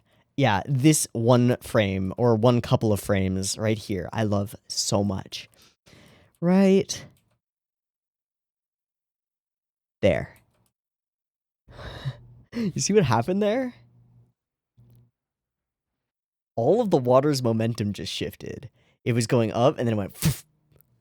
Because it was pushed. Wow. Just wow. And it's all over the place throughout this sequence. The whole, like, flipping up onto its side and going... Crazy. I guess this does foreshadow the expected outcome for this guy, because as soon as they get trapped in that location, he sends another squad there, and they blow up their own boat with people in it. It's kind of fucked, dude. I don't know who he reminds me of. There's a character in something that looks like him, and I don't like the character, and he reminds me of that character, and I immediately don't like him. I don't know who it is, though. It's somebody. I don't know. He reminds me of somebody. Whatever. But yeah, he blows up his own boat, which is kind of fucked up. So I guess they're gonna burn the thing. I don't get why that's a problem. Or really a thing. Gosh, the way the monster moves is so good. It really is. It's weighty and fluid at the same time. Even the way, like, its tarsals flex as it puts its weight on its forward claw hand, right? So it puts its weight down on its fingers, like so. And then if you shift yourself forward, like if you try to crawl on like hands and knees, and you crawl with your hands like this, you shift your hand forward, your fingers flex back, right? They flex back, and that's what it does. It also slips slightly backward as it pushes down like that and sets itself up. So much cool stuff. And like imagined anatomy.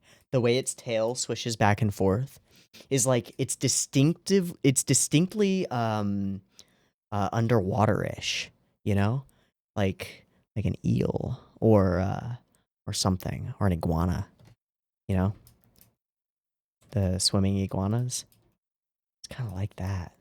Super creepy.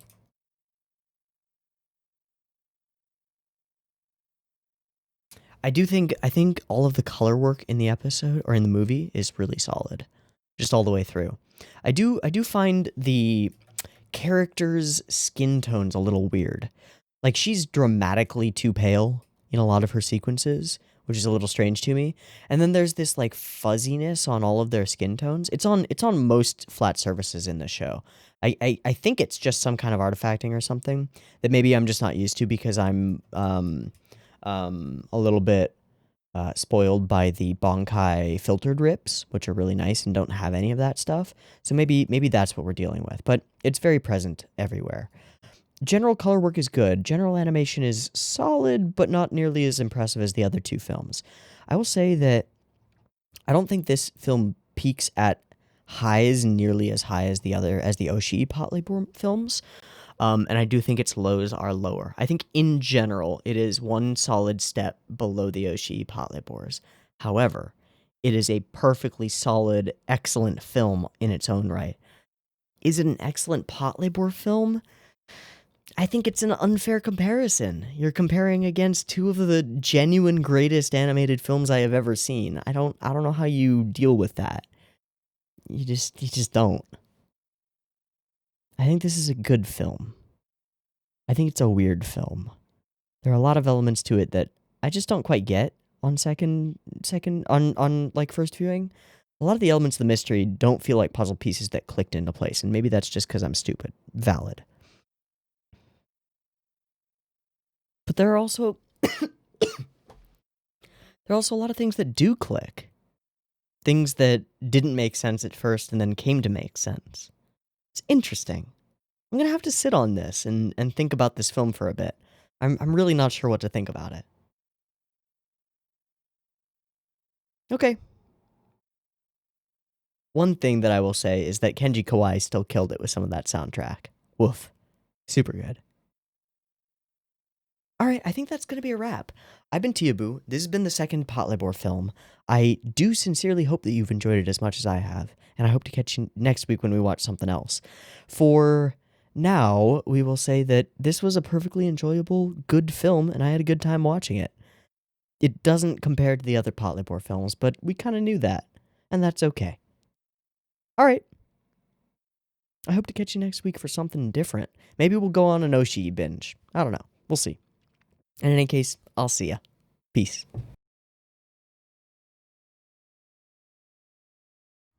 Boom. Ha.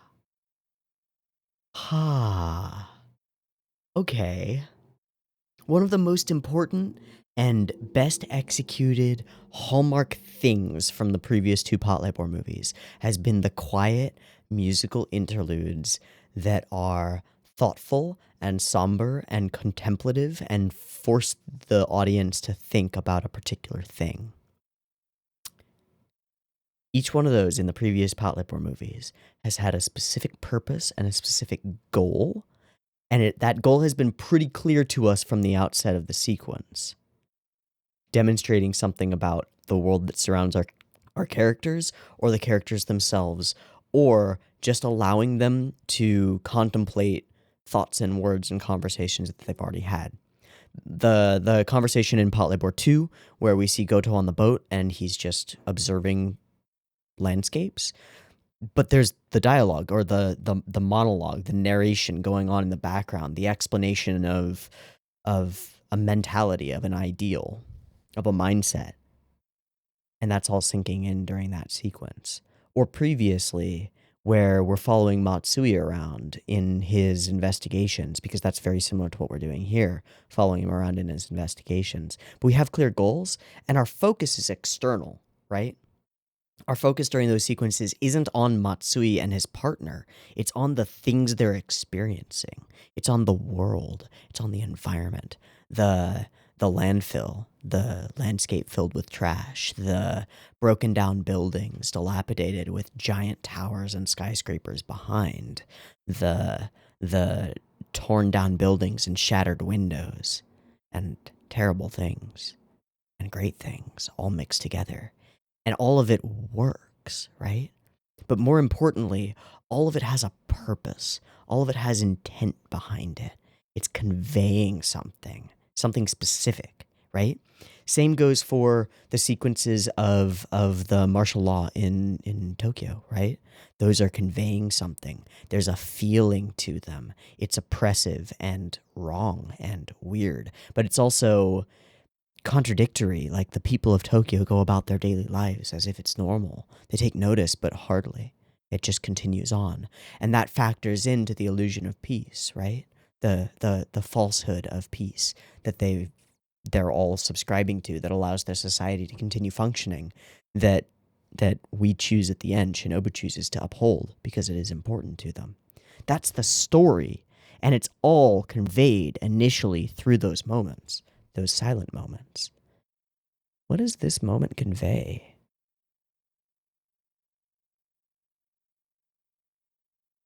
What does this do? We're fairly quickly introduced to a pair of characters.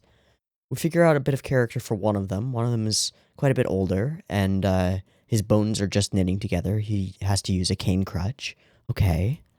Cool. There's the other guy. He's younger, but he's, observant. We see him observe that she was looking at the ashtray, a classic Sherlockism. Notice something about another character in passing. We'll see how she becomes something in the future. Don't know. But he's a nice guy. Meet these two characters. There are all these incidents occurring, all made by Shaftco. Some kind of connected series of crimes. Or it could be terrorists. Well, who knows? Also, maybe we should talk to the SV2 because they know about vehicles and stuff. And then the scene starts. And why is it here? What does this do? Our character walks around in Tokyo, continues doing so, walks past a poster that's a bit strange. It's way off kilter and stuff, but it's not that weird. Goes to a konbini, gets his dinner, goes home. Okay, he's an old bachelor, alone, lonely, maybe married and divorced, maybe married and widowed. Who knows? It doesn't matter. We find that out about the character. Great. Is that all we find out in this entire sequence? I think it is. He goes home and listens to old records. Cool. Eats his bento. Cool. Has a really, really expensive tube amp system. Like, if you're at all into audiophile stuff, you know that this is thousands and thousands of dollars of tech. Just this tube amp is probably extraordinarily expensive. It's a great setup, and he's got records all over the walls. So perhaps it tells us that this is a man maybe living in the past a little bit, right? Who appreciates the finer things and yet lives alone off of convenience store bentos. That's all very interesting stuff, but do we need a thematic musical interlude for that? I don't know. On the other side, we have the young bachelor, a more modern room, modern TV, modern computer and stuff. But what do we get from this scene? Not much. He's just an ordinary Tokyo bachelor dude, running to take his trash out. We put birds in there because Oshii puts birds in there. Like, why? What does any of this do? What do any of these shots do once we're actually exploring stuff and looking for things? Nothing. Not really. They are just there because they were there in the previous Patlabor films. Do you get what I'm saying here? There's a copycatism going on here where all of the trappings and choices are being made for the wrong reasons or for lack of reasons. Very interesting, I think. So the whole scene continues. We see decadent skyscrapers and stuff and more construction, but I don't know what I'm supposed to take from it. There's no inherent contrast. There's no scenes like we got in Patlabor Movie 1 where there are these dilapidated buildings and dilapidated streets with giant skyscrapers in the background. There's no contrast like that. It's just more of the same. So what am I supposed to glean from this? There are people crowded by the side of things, fishing. What do I glean from this? Nothing. I get nothing from this. This tells me nothing. The scene doesn't seem to have anything to say. It's neither continuously crowded nor continuously empty. There's no specific focus in what the camera lingers on or who or why. It's just kind of empty. And that's kind of amazing, right? It really, really puts things into perspective just how much intent was there in the previous two films. Because the difference is like night and day to me, looking at these two sequences. Now, maybe I'm totally off base, and we'll find out something in the future that makes me go, oh, that's what the sequence was meant to do. But I don't know. I don't see it yet. Maybe I will in the future. But I don't know what any of this is here for.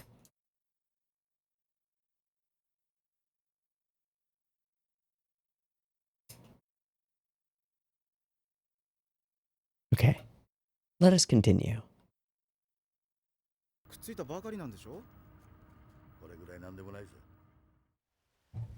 Bingo.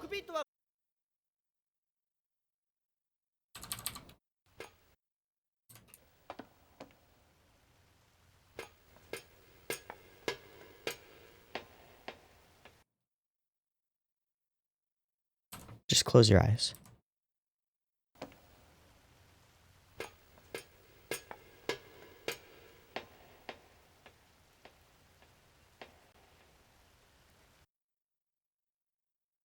Whoa.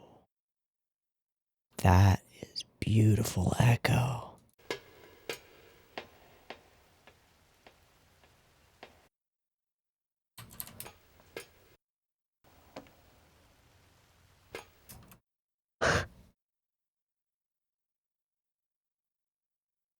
Okay.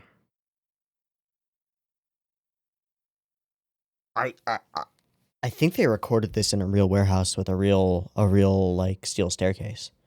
A large echoey warehouse. I don't know how you would get it so perfect otherwise. Because there's the initial tink as his foot hits the stair. And then there's the residual, like, secondary tink as whatever the stair is, like, mounted to the things on the sides.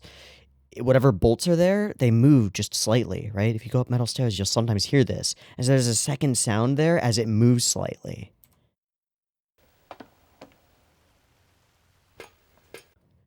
Crink, crink, crink, crink. Like that jingle is almost like there are washers or nuts that are a little loose and they're going clink as he steps. And then there's the initial echo from the walls around. And then there's the distant far, far echo. That is amazing. And then all of it with the rain sounds as well. Wow, cool. Okay.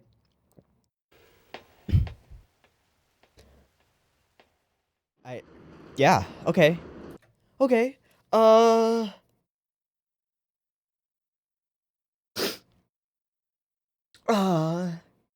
I'm in. I'm in. This is cool now. This is cool now.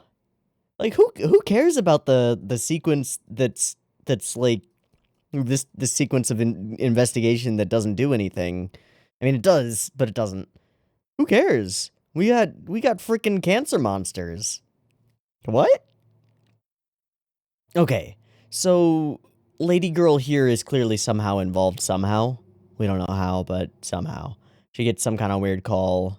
It's like, oh, sorry about the accident. Please call me. And then she's staring wistfully into a seemingly home video of somebody playing piano. Looks like a child, maybe her child, maybe a recital, something like that. And then she delivers her lectures. She's a geneticist of sorts, focused specifically on telomeres and the prevention of death via cancer, which makes me think that we fucked with telomeres and made a cancer monster. And potentially that the cancer monster is actually her sister and or daughter or whoever, and those cells that live on are built into the cancer monster. Right? So then we end up with an emotional moment where she doesn't want it to die or something. Could be interesting. I do like the buildup of their sort of not relationship at the moment.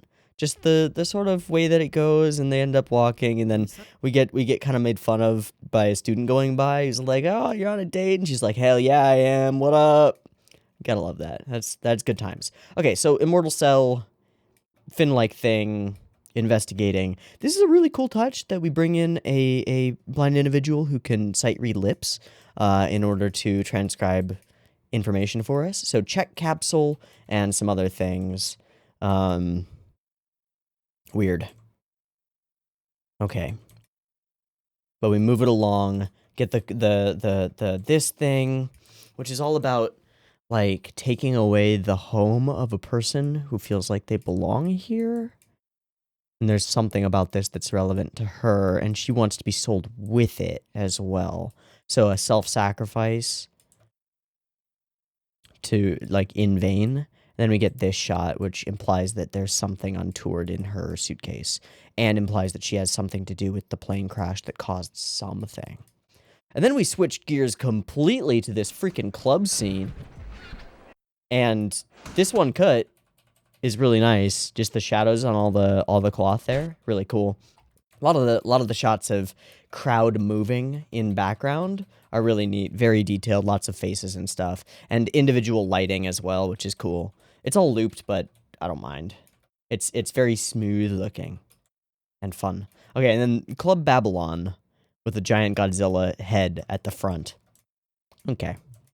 And a four-wheel drive that Shaggy and Velma discover is full of mangled corpses. Yikes. But then we get here and we reveal the monster with no build-up, really. I mean, there's build-up. Shit's going wrong there. We kind of accidentally find ourselves brought to that location because we're just making a stop along the way, right? Whoops. Accidentally going to a horrifying place. Oopsies. So we enter, we finally get the lights on, and as soon as the lights come on, movement. Giant glowing tentacle things that are, they're like a squid's two main primary, what do you call those? I forget. Primary feelers, meant for grabbing things. Very scary for a giant creature, but it's also legged with a giant prehensile legged fin tail thing. It's an amalgamation of monstrosities, and it's freaking gorgeous.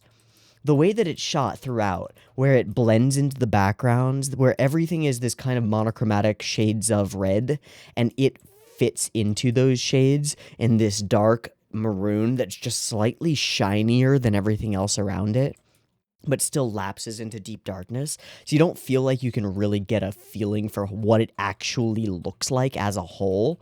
But it's big, and it's chompy, and it likes to chomp on people, and that's a big fucking problem. Every bit of lighting and shadow in this whole sequence is really wonderful. This is gorgeous. The red highlights all over the side of his face and head, and then the darkness fading on the other side. The absolute terror in his eyes as he sees a literal eldritch abomination. The Ava reference as we shoot from over the shoulder as it does the devour. Yeah, totally a reference. Good stuff. Good stuff. Gosh, what a cool monster. And then a really, really cool action sequence. This gigantic chase scene. Great sound throughout. Really interesting music choice that we go for this almost melancholy song that's hardly melodic at all. It's almost like the songs that we would use for those interlude segments. Right? But instead what it does is it creates this stark horror of this giant gurgling awful monster. And the monster noises that they chose for it are super unique too. I think there's one here. It's slurpy, you know? It's wet and like gloopy and like I don't like it. I don't like it at all. It's bad.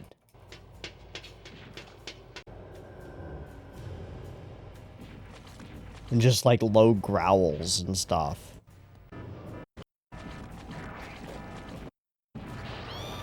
And then the squeal as it gets into pain. Oh my god. Whoa. I don't like it at all.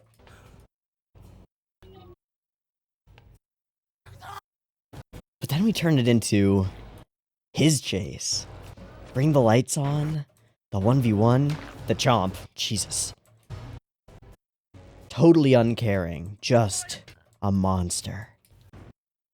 This is awesome. This sequence of it moving behind the containers and just pushing these giant heavy containers out of the way as it runs past, as he struggles and hobbles his way forward, climbing up, just the weight and momentum of it as it like falls and grabs itself, that jerk up to the next handhold, because it grabs, begins to fall, and then like a rock climber. That's awesome. And then uses its prehensile tail. Yeah, push in your code. Don't do it. And then the coolest sequence ever. Build up, build up, build up, build up, build up. Incoming, incoming, incoming. You gotta jump. You gotta do it. And then as it takes out the railing behind him, perfect jump, snaps, the jaws snap behind him, manages to grab. Freaking amazing. And teamwork, too. Gotta love teamwork. That is a ridiculously dope action sequence. It is very strange to reveal our monster this soon in the movie. You usually don't do that. You usually hold off. You build tension, right? We're not doing that. Why? I don't know. Maybe it'll evolve. Maybe it'll get worse. That's my expectation, is that it's a cancer monster and it will continuously get worse. I really just wanted to stop this because this is a really unique, really interesting scene, and suddenly I'm interested in the film. I am getting the impression that there's absolutely no reason that this had to be a Patlabor film. It just had to be a film, and it happens to be in the Patlabor universe. I kind of don't feel like we're ever going to see an SV2 labor at all. Actually, that's not true. I'm 99.99% sure that we will have one scene with Alphonse in it because we have to. Okay. We have a monster. We have mystery. We have a very different vibe from previous films. I am actually genuinely intrigued. Let's continue watching.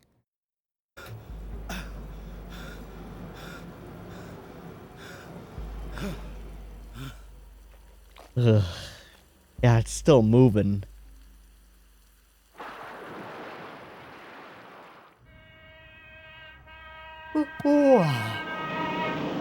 Super cool sequence.